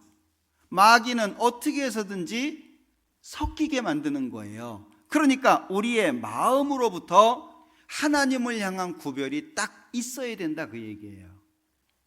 그것이 없으면 하나님 믿는 사람으로서 살기가 어렵습니다. 이스라엘 백성들이 출애굽할 때 중다한 잡족이 따라 나왔잖아요. 민수기 11장에 보면 섞여 사는 무리가 원망하니까 이스라엘이 울었잖아요. 중다한 잡족, 섞여 있는 이 섞여 사는 무리가 있어요.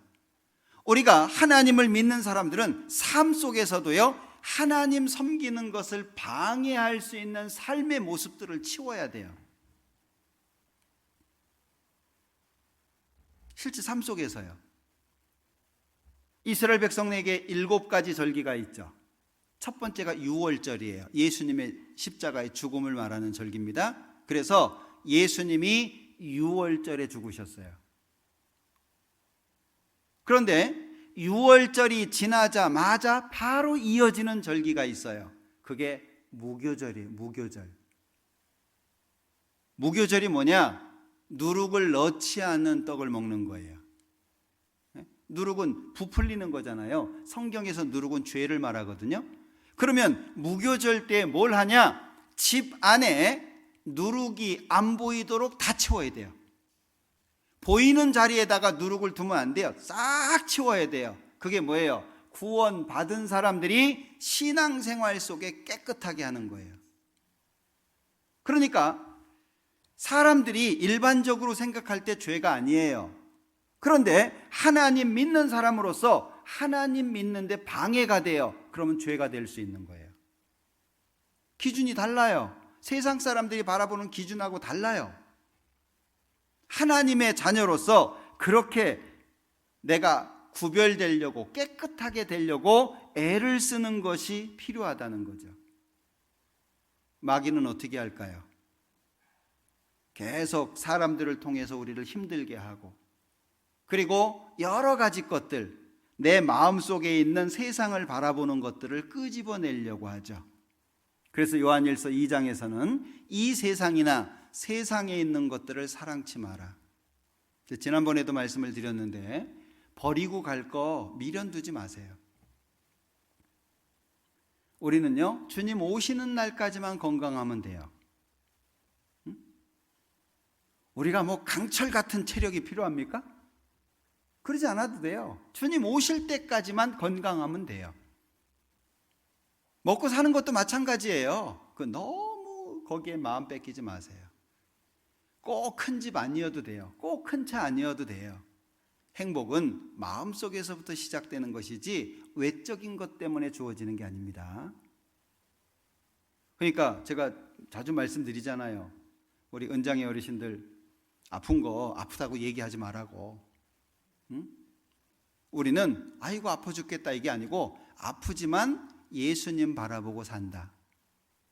가난하지만 예수님 바라보고 산다. 내가 이 세상에서는 천한 직업을 갖고 있지만 예수님 바라보고 산다. 뭔가 다른 방향이잖아요. 그걸 마음속에 좀 새겨야 된다라고 하는 거예요. 우리의 육신은 잠언 30장 15절에 있는 것처럼 거머리에게는 두 딸이 있어 어떻게 한다고요? 다고다고 하느니라.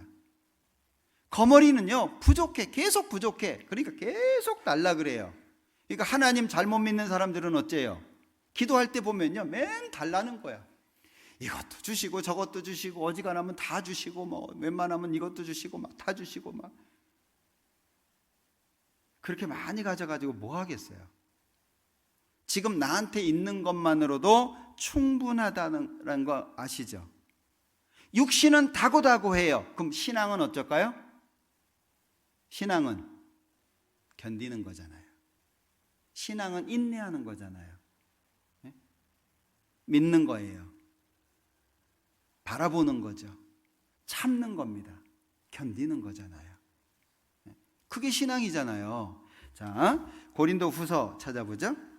1장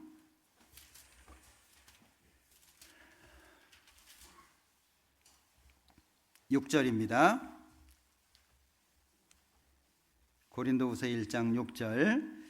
우리가 환난 받는 것도 너희의 위로와 구원을 위하며 혹 위로받는 것도 너희의 위로를 위함이니 이 위로가 너희 속에 역사하여 우리가 받는 것 같은 고난을 너희도 견디게 하느니라. 바울 사도가 극심한 고난 가운데에서 하나님의 위로를 받았어요. 왜 위로를 주셨어요? 그런 삶 속에 사는 또 다른 사람을 위로할 수 있도록. 그 위로를 통해서 신앙의 길 가운데 넘어지지 않고 견딜 수 있도록. 그래서 구원받은 사람들에게는 구원받은 동역자들이 너무 중요한 거예요. 함께 울고 함께 즐거워할 수 있는 믿음의 동역자들이 너무나도 중요한 겁니다.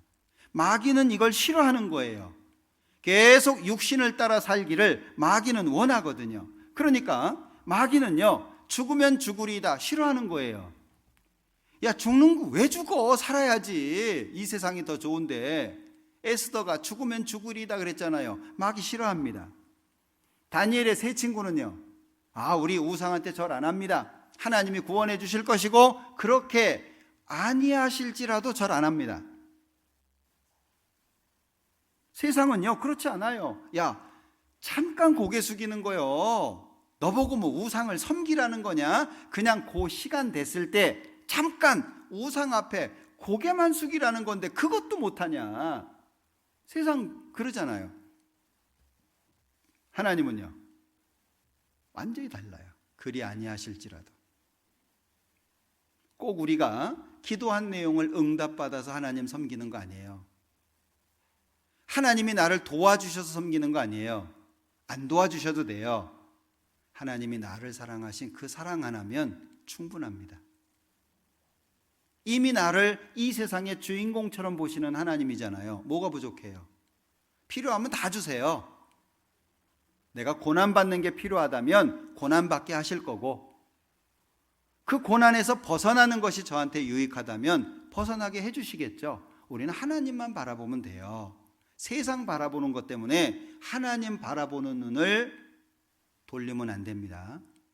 그러니까 마귀는요 어떻게 해서든지 주여 내가 무엇을 바라리요? 나의 소망은 오직 주께 있습니다. 이거 싫어하는 거예요.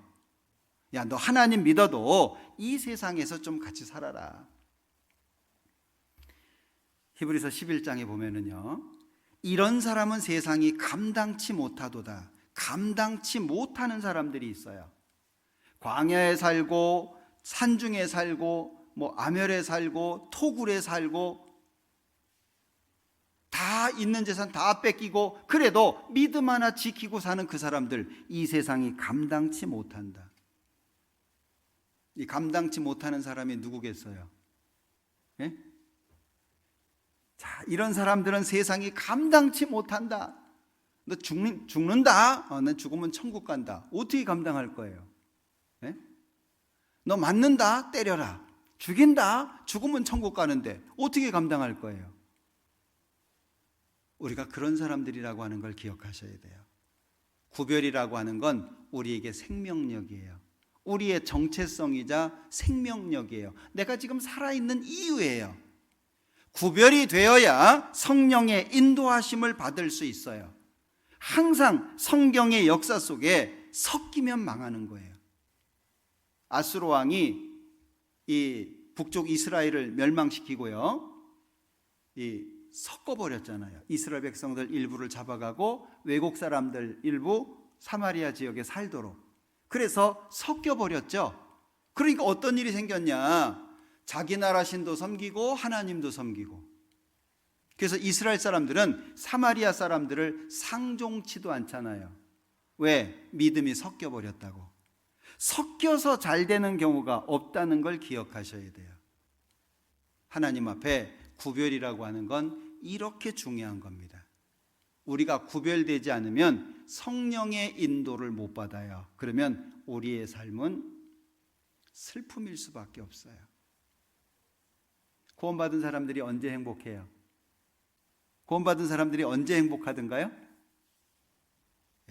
새로운 사람이 구원받았을 때, 말씀 잘 듣고 있다고 할 때, 하나님의 뜻대로 고난을 잘 견디고 있다고 할 때, 우리의 기쁨은 세상적인 기쁨이 아니라는 거예요.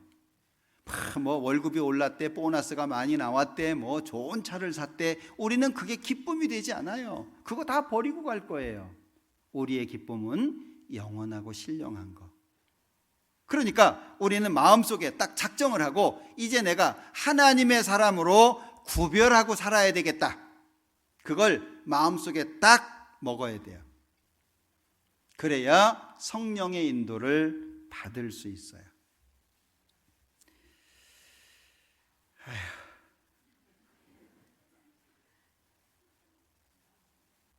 제가 14장을 준비했는데 지금 6장째인데 어쩔까? 여기서 마무리를 좀 해야 되겠어요. 더 가면 쓰러지실 거잖아요, 배고파서. 저는 이제 준비를 하면서 참 감사한 게 그거예요. 어제도 이제 광진교회, 서울 광진교회 입당식 하는 거 보고 이렇게 오면서 차 속에서 야, 내가 도대체 무엇이길래 이 말씀을 듣게 되고 또 말씀을 듣고 내가 어쩌다가 이게 또 마음속에 믿어져 가지고 어쩌다가 내가 또 우리 교회 가운데에서 형제 자매님들과 이 복음을 전하는 가운데 이 역사 가운데 하나님이 행하시는 역사 가운데 어쩌다가 내가 여기에 있었을까? 그거 생각해 보니까는요, 마음이 너무 벅차더라고요.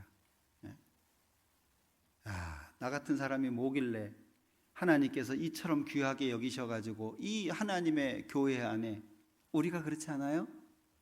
우리 다른 사람들입니다. 교만해지라는 얘기가 아니에요. 자긍심을 가지라는 얘기예요. 하나님의 백성이고 예수님께서 공중에 재림하시면 주님 앞에 가서 영원히 살 사람들이에요. 이 땅에서 어떻게 살아야 될까요? 세상 사람들하고 다르게 살아야 됩니다.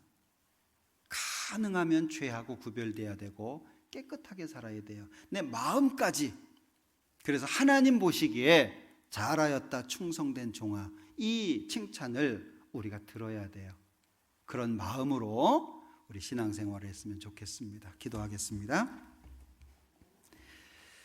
우리를 사랑하시는 자비로우신 주님, 참으로 감사합니다.